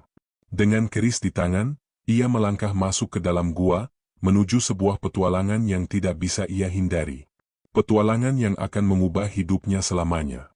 Raka jatuh ke dalam kegelapan yang pekat, sebuah pusaran yang menelan cahaya dan suara. Tubuhnya berputar tak terkendali, dan udara dingin menusuk hingga ke tulang. Maut terasa begitu dekat, seperti pelukan dingin yang siap menyambutnya. Di tangannya, keris pusaka Mbah Suro terasa seperti bara api yang membakar, memancarkan energi jahat yang menusuk kulit. Ia tidak bisa melihat apa-apa, hanya kegelapan yang tak berujung. Ia berteriak, tetapi suaranya hilang ditelan angin. Ia tahu, ia harus selamat, ia harus menemukan gua itu. Ia tidak boleh menyerah. Tiba-tiba, ia merasakan benturan keras. Bukan tanah yang keras, melainkan permukaan yang lunak dan basah. Tubuhnya terpental, lalu jatuh ke genangan air yang dingin. Raka terhuyung-huyung, mencoba memulihkan kesadarannya. Ia membuka mata, dan matanya terbelalak melihat sekelilingnya. Ia berada di sebuah gua yang luas, tetapi di dalamnya, ada sebuah mata air yang bersinar dengan cahaya biru yang lembut. Airnya tenang, tetapi memancarkan aura yang begitu suci. Di langit-langit gua, akar-akar pohon besar menjuntai, dan tetesan air jatuh, menciptakan suara-suara yang menenangkan. Raka menoleh ke belakang, ke arah dari mana ia jatuh. Itu adalah jurang yang sama, tetapi di sini, jurang itu terasa seperti pintu gerbang menuju dunia lain. Ia melihat ke atas, dan ia bisa melihat siluet Adi yang sedang menunduk, dan Mbah Suro yang berteriak. Raka tahu, ia harus menghancurkan keris ini. Raka memegang keris itu erat-erat. Keris itu bergetar, seolah merasa ketakutan pada mata air di hadapannya. Ia bisa mendengar suara bisikan dari dalam keris, suara-suara yang putus asa. Jangan tinggalkan aku, jangan hancurkan aku. Raka melangkah maju, mendekati mata air. Setiap langkahnya terasa seperti perlawanan. Kekuatan gelap dari keris itu mencoba menariknya mundur, mencoba menguasainya. Tetapi Raka memejamkan mata, memusatkan pikirannya pada Pak Udin, pada kehangatan bubur, dan pada janji yang ia buat. Ia tahu, ia tidak bisa menyerah. Tiba-tiba, dari dalam kegelapan gua, sebuah suara serak terdengar. Kau pikir kau bisa lolos, nak? Raka menoleh, dan matanya melebar. Mbah Suro tidak jatuh, tetapi ia entah bagaimana berhasil mengikuti Raka. Ia berdiri di belakang Raka, wajahnya dipenuhi amarah. Tubuhnya tampak lebih tua dan lebih rapuh, seolah ia kehilangan kekuatannya, tetapi matanya masih menyala dengan kebencian. Kau telah menghancurkan hidupku, teriak Mbah Suro. Kau akan mati di sini, di tempat ini. Dan keris itu akan menjadi milikku lagi. Mbah Suro mengangkat tangannya, dan dari jari-jarinya, keluar sebuah api hitam yang mengerikan. Api itu tidak membakar, tetapi menusuk, seperti serpihan es yang membeku. Api itu melesat ke arah Raka. Raka tidak bisa menghindar, dan ia hanya bisa menutup matanya. Tiba-tiba, sebuah suara gemuruh terdengar. Bukan suara Mbah Suro, tetapi suara air. Raka membuka mata, dan ia melihat sesuatu yang luar biasa. Mata air di hadapannya melompat, membentuk sebuah perisai air yang berputar, menangkis api hitam Mbah Suro. Api itu tidak bisa menembus perisai air, dan ia hanya mencair, mengeluarkan suara mendesis yang mengerikan. Mustahil, bisik Mbah Suro. Itu adalah kekuatan dari mata air suci. Kau tidak bisa menguasai tempat ini. Suara Pak Udin menggema di seluruh gua. Pak Udin tidak terlihat, tetapi suaranya terdengar dari mana-mana, dari setiap tetesan air, dari setiap batu. Aku sudah memberitahumu, Mbah Suro, suara Pak Udin menggema. Kekuatan bubur hanya untuk menolak. Tetapi mata air ini, ia adalah kekuatan yang bisa menghancurkan kejahatan. Mbah Suro berteriak putus asa. Ia tahu ia tidak bisa melawan. Ia berbalik, mencoba melarikan diri, tetapi pintu gua di belakangnya tertutup.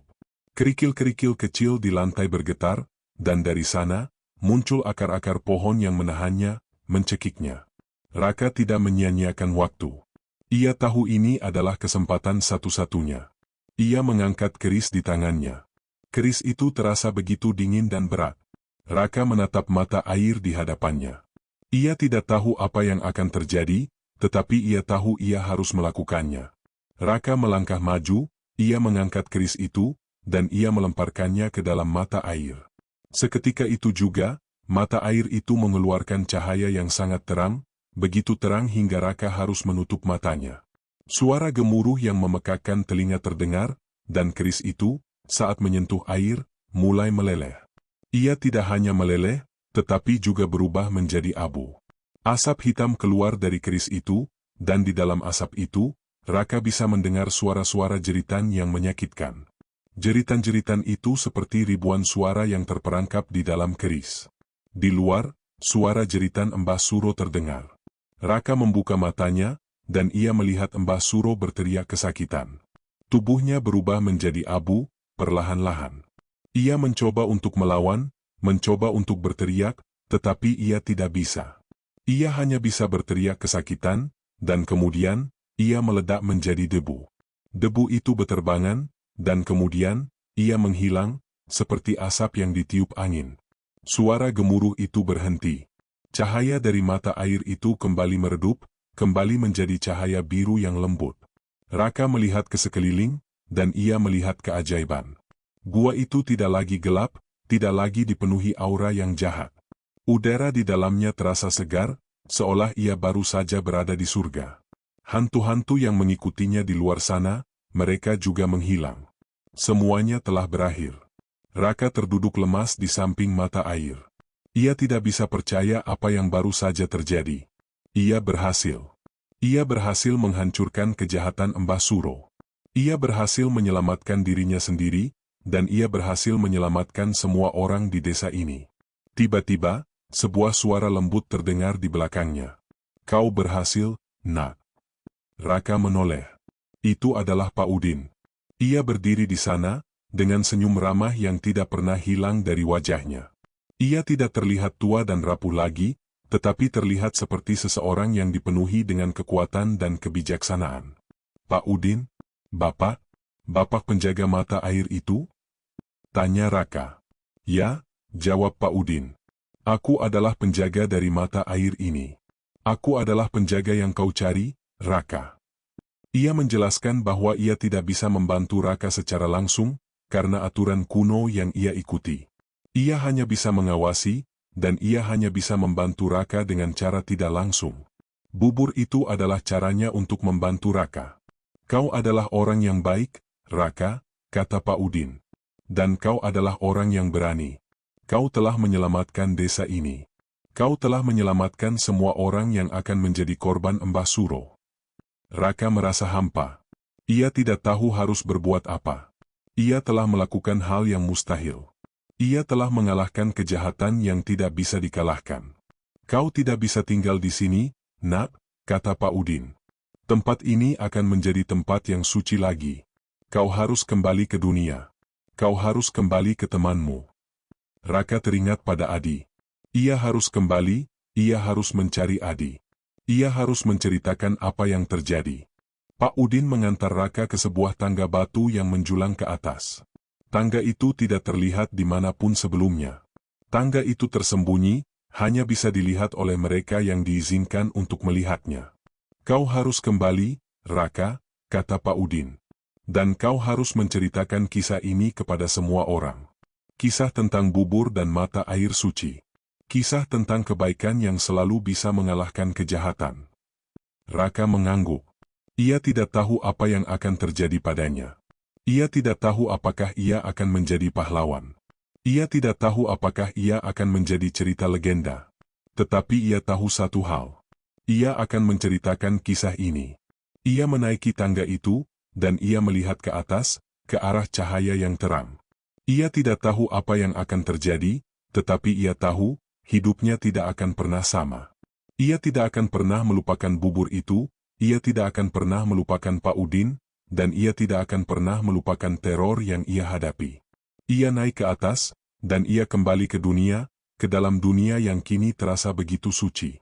Ia telah menjadi bagian dari cerita, dan ia akan menceritakannya. Ketika Raka sampai di puncak jurang, ia menemukan Adi sedang duduk di tanah, tubuhnya gemetar, wajahnya pucat pasi. Adi menatap Raka, dan matanya melebar. Ia tidak bisa percaya apa yang ia lihat. Raka ada di sini, hidup, dan tidak ada luka sama sekali. Raka, kau berhasil? Tanya Adi, suaranya dipenuhi keheranan. Raka mengangguk. Ia menceritakan semuanya. Tentang mata air suci, tentang Pak Udin yang ternyata adalah penjaga, dan tentang bagaimana ia berhasil menghancurkan keris itu. Adi mendengarkan dengan saksama, matanya terbelalak. Ia tidak bisa percaya bahwa semua teror yang mereka hadapi berakhir dengan cara yang begitu sederhana. Mereka kembali ke desa, tetapi kali ini, desa itu terasa berbeda. Udara terasa lebih segar, dan aura gelap yang menyelimuti desa itu telah menghilang. Warga desa yang mereka temui tersenyum pada mereka, wajah mereka tidak lagi murung. Raka dan Adi langsung pergi ke gerobak Pak Udin. Pak Udin ada di sana, sedang melayani para pembeli. Ia melihat mereka, dan ia tersenyum, matanya berkedip, seolah ia mengatakan, "Aku sudah tahu." Raka dan Adi makan bubur Pak Udin, tetapi kali ini, rasanya berbeda. Bubur itu tidak lagi terasa seperti perisai, tetapi seperti makanan yang hangat dan lezat. Mereka tidak perlu khawatir lagi. Raka tidak tinggal di rumah kontrakan itu. Ia pindah ke sebuah kontrakan baru, di tengah-tengah desa. Ia tidak lagi takut pada kegelapan. Ia telah belajar bahwa kegelapan bisa dikalahkan. Adi, dengan rasa bersalah yang mendalam, mencoba untuk meminta maaf, tetapi Raka hanya tersenyum. "Aku sudah memaafkanmu," katanya. "Kau bukan orang jahat. Kau hanya mengambil keputusan yang salah." Adi memutuskan untuk tinggal di desa itu. Ia menjadi teman Raka, dan ia menjadi orang yang berbeda. Ia tidak lagi berjudi, ia tidak lagi gelap mata. Ia membantu Pak Udin berjualan bubur, dan ia menjadi seorang yang baik hati. Raka tidak pernah melupakan apa yang terjadi. Ia terus menceritakan kisah itu kepada teman-temannya, kepada siapapun yang mau mendengarkan. Ia menceritakan kisah tentang bubur ayam, tentang Pak Udin, dan tentang bagaimana kebaikan bisa mengalahkan kejahatan. Ia tahu, ada beberapa hal yang tidak bisa dijelaskan dengan logika. Beberapa hal yang hanya bisa dijelaskan dengan hati. Ia belajar untuk tidak hanya percaya pada apa yang ia lihat, tetapi juga pada apa yang ia rasakan. Dan begitulah, kisah bubur ayam dan pesugihan dukun menjadi sebuah legenda di desa itu. Kisah yang diceritakan dari mulut ke mulut, dari generasi ke generasi. Kisah tentang seorang mahasiswa yang tidak percaya pada hal-hal mistis, yang akhirnya harus menghadapi kejahatan yang paling mengerikan. Dan kisah tentang bagaimana ia berhasil mengalahkannya, dengan bantuan seorang penjual bubur ayam dan kekuatan bubur sura. Epilog, sebuah mangkuk yang tak akan pernah kosong. Tahun-tahun berlalu. Raka menyelesaikan kuliahnya dan menjadi seorang dosen. Ia mengajar di sebuah universitas, tetapi ia sering kembali ke desa itu. Ia kembali, bukan karena ia takut, tetapi karena ia merindukan desa itu. Ia merindukan Pak Udin, ia merindukan Adi, dan ia merindukan bubur ayam itu. Ia sering duduk di gerobak bubur Pak Udin, dan ia mendengarkan cerita-cerita yang diceritakan oleh warga. Cerita-cerita tentang seorang mahasiswa yang mengalahkan seorang dukun jahat, cerita-cerita tentang bubur yang bisa menolak bala. Ia tersenyum, karena ia tahu, cerita itu nyata. Pak Udin tidak lagi berjualan bubur. Ia sudah terlalu tua. Adi yang menggantikannya. Adi tidak lagi berjualan bubur di gerobak, tetapi ia memiliki warung sendiri. Warungnya selalu ramai, dan ia selalu menyapa setiap pelanggannya dengan senyum ramah. Suatu hari, seorang anak muda mendekati Raka. Ia tidak tahu siapa Raka, tetapi ia pernah mendengar ceritanya. Anak muda itu duduk di samping Raka, dan ia menatapnya. "Apakah benar, Om? Kisah tentang bubur dan dukun itu?" tanyanya. Raka tersenyum. "Apakah kau percaya pada hal-hal mistis?" tanyanya. Anak muda itu mengangguk. "Saya percaya," jawabnya. "Saya pernah mendengar kakek saya menceritakan kisah itu. Katanya, itu adalah kisah tentang keberanian." Raka tersenyum. Ia menepuk pundak anak muda itu. "Kisah itu nyata," katanya. "Dan keberanian, itu ada di dalam dirimu. Seperti bubur ini." Raka mengambil sebuah mangkuk bubur, dan ia menyuapkannya. "Bubur ini tidak hanya untuk perut, Nak," katanya. "Ia juga untuk jiwa." Raka menoleh ke arah hutan yang dulu ia takuti. Hutan itu tidak lagi terasa angker. Hutan itu terasa damai. Ia tahu, kejahatan tidak akan pernah kembali. Karena desa itu telah dilindungi. Dilindungi oleh sebuah legenda, dan sebuah mangkuk bubur yang tak akan pernah kosong. Tahun-tahun terus bergulir.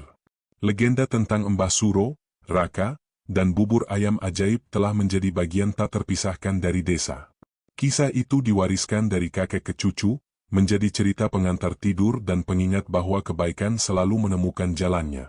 Di tengah riuh rendah kemajuan teknologi dan globalisasi yang mulai merambah pelosok desa, cerita itu tetap kokoh, menjadi jangkar tradisi yang tak tergoyahkan. Warung bubur Adi kini adalah pusat pertemuan, bukan hanya untuk sarapan, tetapi juga tempat berbagi cerita dan gosip. Adi, yang kini beruban di pelipisnya, melayani setiap pelanggan dengan senyum ramah dan mata yang menyimpan kebijaksanaan. Ia telah menjadi sesepuh desa, orang yang dipercaya dan dihormati. Bubur buatannya, yang ia pelajari langsung dari Pak Udin, terasa lebih dari sekadar makanan. Ada ketenangan dan rasa damai di setiap suapannya.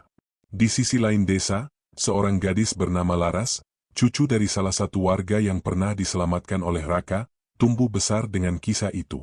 Namun, Laras adalah seorang pragmatis yang skeptis. Ia adalah mahasiswa teknik dari kota, yang kembali ke desa setiap liburan. Bagi Laras, cerita tentang bubur dan dukun hanyalah mitos kuno, cara bagi orang tua untuk menakut-nakuti anak-anak. Ia lebih percaya pada ilmu pengetahuan, pada data, dan pada logika. "Ayah, kenapa kalian masih percaya pada hal seperti itu?" tanyanya suatu sore, saat ayahnya bercerita tentang Raka. "Itu tidak masuk akal. Mungkin Mbah Suro hanya dukun biasa, dan bubur itu hanya makanan biasa." Ayahnya hanya tersenyum. "Kamu tidak akan mengerti, Nak. Ada hal-hal yang tidak bisa dijelaskan dengan logika. Bubur itu, ia adalah perisai. Ia bukan hanya bubur biasa." Laras menggelengkan kepalanya, ia tidak yakin. Ia mencintai desanya, tetapi ia juga merasa jemu dengan kepercayaan kuno yang mengikatnya.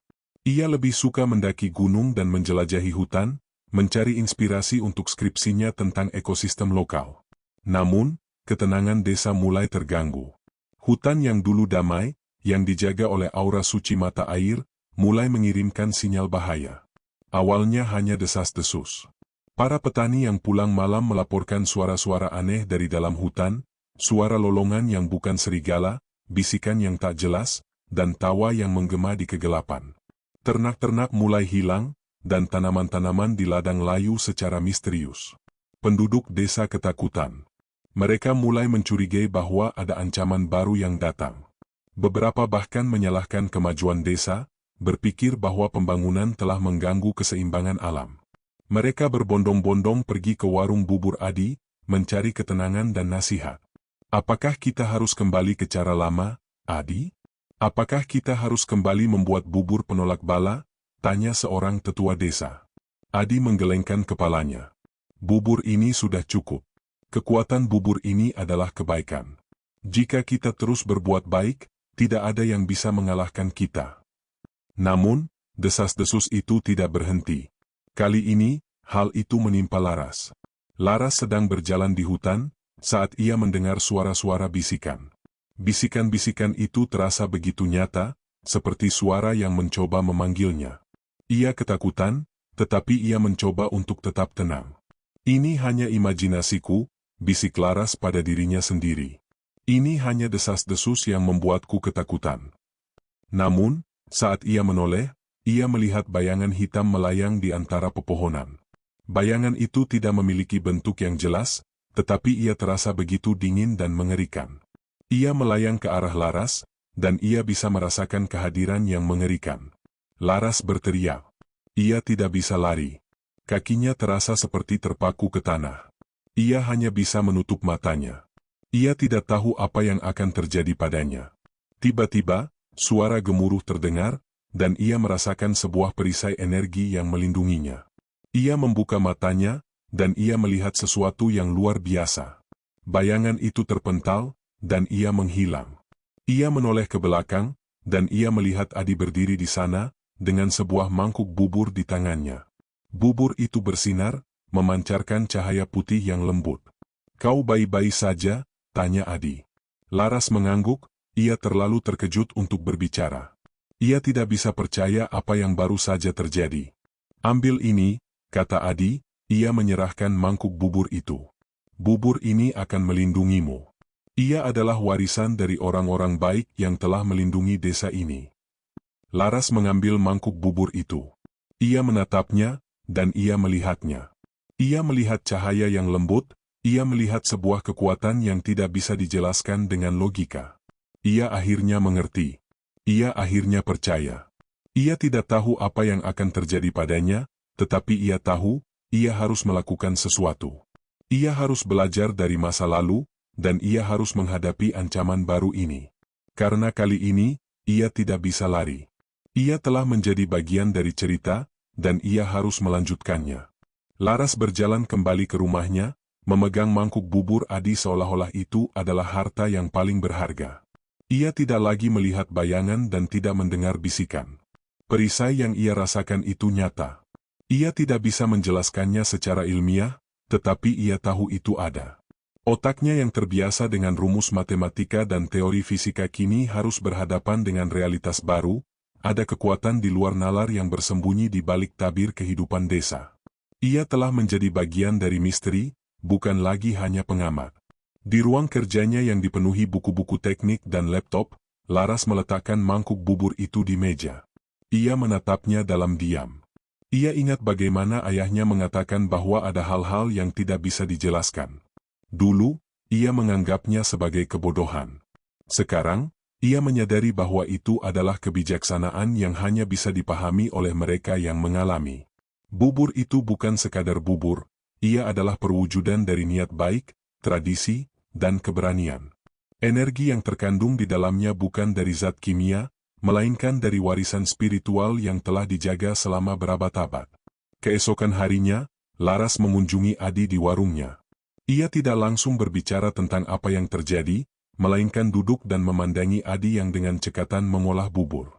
Ada sesuatu yang berbeda pada cara Adi membuat bubur itu. Ia tidak hanya mencampur bahan-bahan, tetapi juga melakukannya dengan penuh perhatian, seolah-olah setiap butir nasi dan setiap bumbu memiliki makna. Ada bisikan doa yang pelan, dan setiap kali ia menambahkan sesuatu, ia akan mengangguk, seolah-olah ia sedang berdialog dengan bubur itu. "Apa yang harus aku lakukan?" tanya Laras, akhirnya membuka pembicaraan. Adi tidak terkejut. Ia hanya tersenyum. "Kau tahu apa yang harus kau lakukan.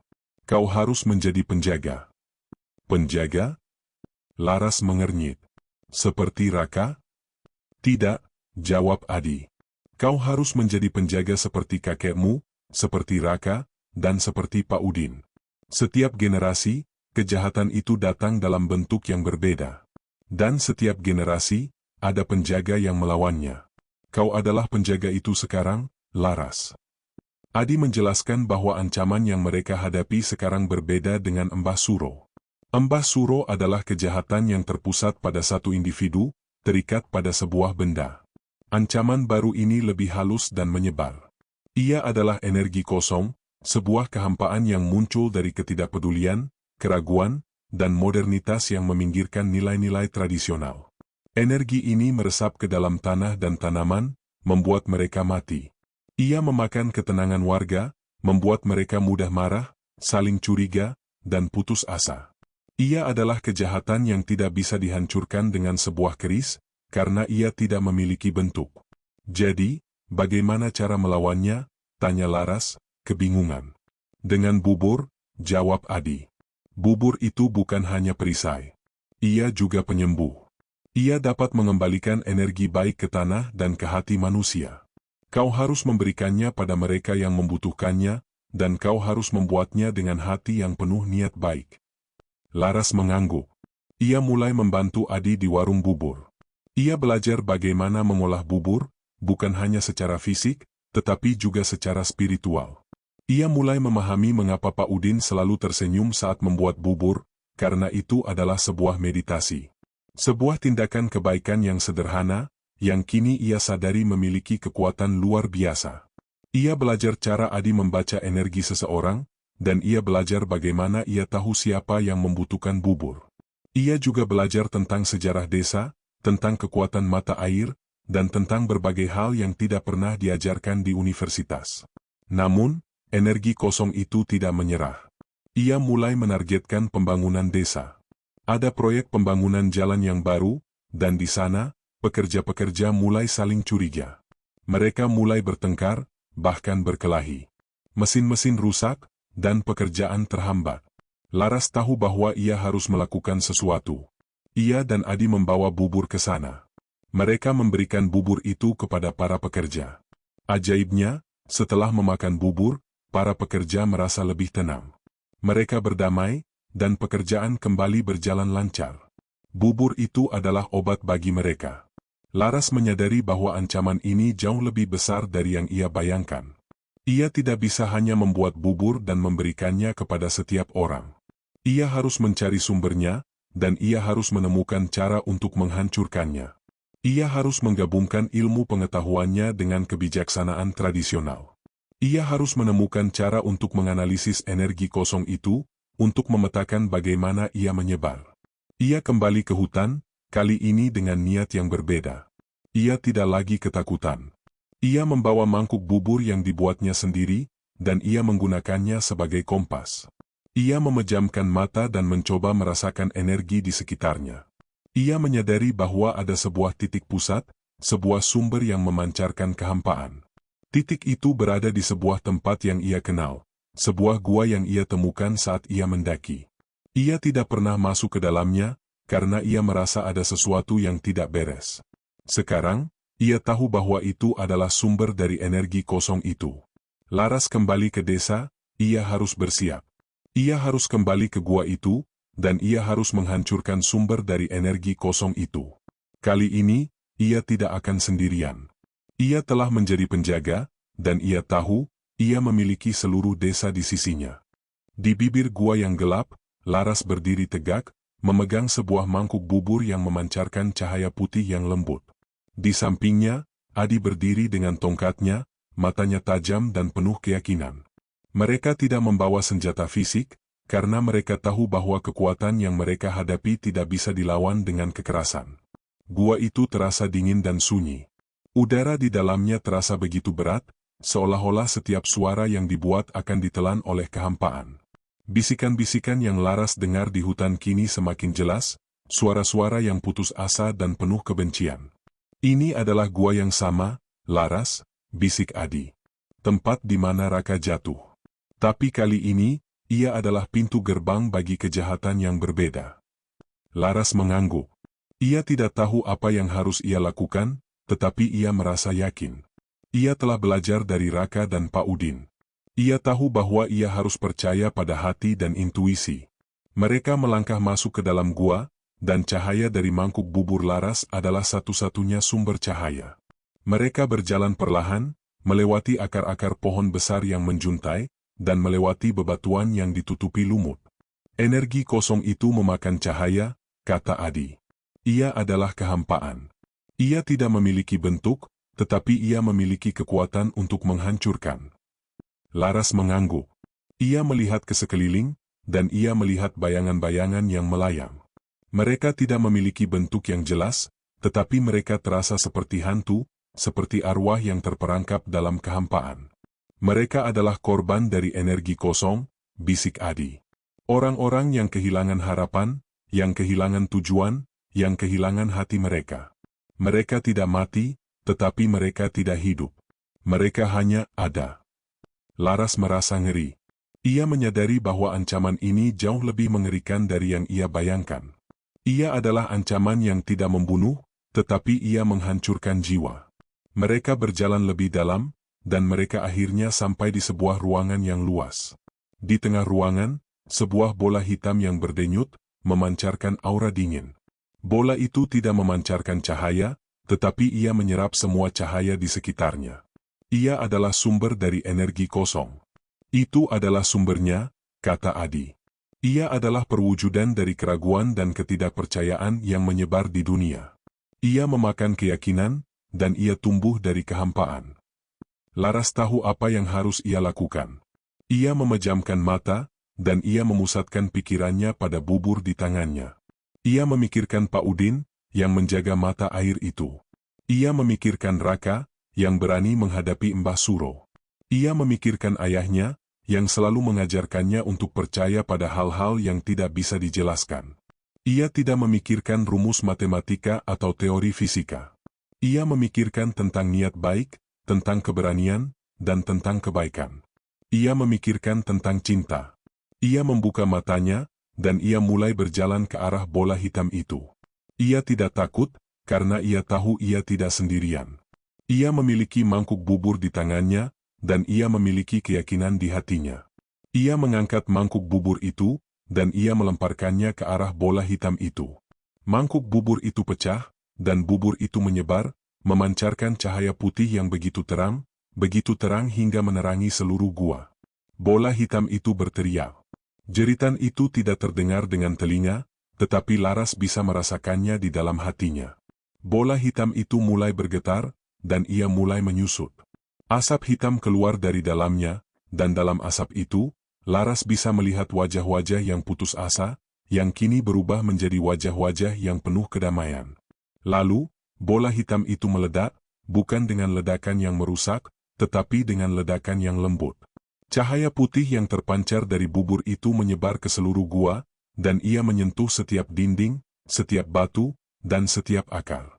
Laras melihat bayangan-bayangan yang melayang itu, mereka tersentuh oleh cahaya itu, dan mereka mulai menghilang, tidak lagi dengan jeritan kesakitan, tetapi dengan senyum yang damai. Gua itu tidak lagi terasa dingin. Ia terasa hangat. Udara di dalamnya terasa segar, dan suara-suara bisikan itu menghilang. Mereka telah berhasil. Laras dan Adi telah berhasil mengalahkan ancaman baru ini. Laras dan Adi berjalan keluar dari gua. Hutan itu tidak lagi terasa angker. Hutan itu terasa damai. Burung-burung berkicau, dan pohon-pohon bergoyang, seolah-olah mereka bertepuk tangan. Di desa, ia melihat penduduk desa yang saling tersenyum. Mereka tidak lagi saling curiga. Mereka bekerja bersama, dan mereka kembali menjadi satu keluarga. Laras tahu bahwa ia tidak akan bisa menjelaskan apa yang terjadi dengan kata-kata. Tetapi ia tahu, mereka mengerti. Mereka telah merasakan perubahan itu. Mereka telah merasakan kedamaian itu. Ia tidak lagi skeptis. Ia tidak lagi percaya hanya pada apa yang ia lihat. Ia percaya pada apa yang ia rasakan. Ia telah menjadi penjaga desa, dan ia tahu, ia akan selalu ada di sana, untuk melindungi desa itu dari ancaman apapun yang akan datang. Ia telah menjadi bagian dari legenda, dan ia akan melanjutkannya, dengan mangkuk bubur di tangannya, dan dengan keyakinan di hatinya. Di sebuah pagi yang cerah, Raka kembali ke desa. Ia mengunjungi warung bubur Adi. Ia melihat Laras, yang kini sudah dewasa, melayani pelanggan dengan senyum ramah. Ia tidak tahu siapa Laras, tetapi ia bisa merasakan sesuatu yang berbeda darinya. Laras menatap Raka, dan ia tahu siapa dia. Ia adalah Raka, sang legenda. Terima kasih, kata Laras. Raka tersenyum. Terima kasih untuk apa? Tanyanya. Terima kasih karena telah menjadi inspirasi, jawab Laras. Terima kasih karena telah menunjukkan kepadaku bahwa ada hal-hal yang tidak bisa dijelaskan dengan logika. Raka mengangguk. Ia tahu, Laras adalah penjaga baru. Ia telah melanjutkan ceritanya. Ia telah mengambil alih peran itu. Dan ia tidak bisa lebih bangga. Raka makan bubur buatan Laras. Ia merasakannya, dan ia merasakan kehangatan yang sama, rasa damai yang sama. Bubur ini bukan hanya makanan. Ia adalah warisan. Dan ia akan selalu ada, selama ada kebaikan di dunia.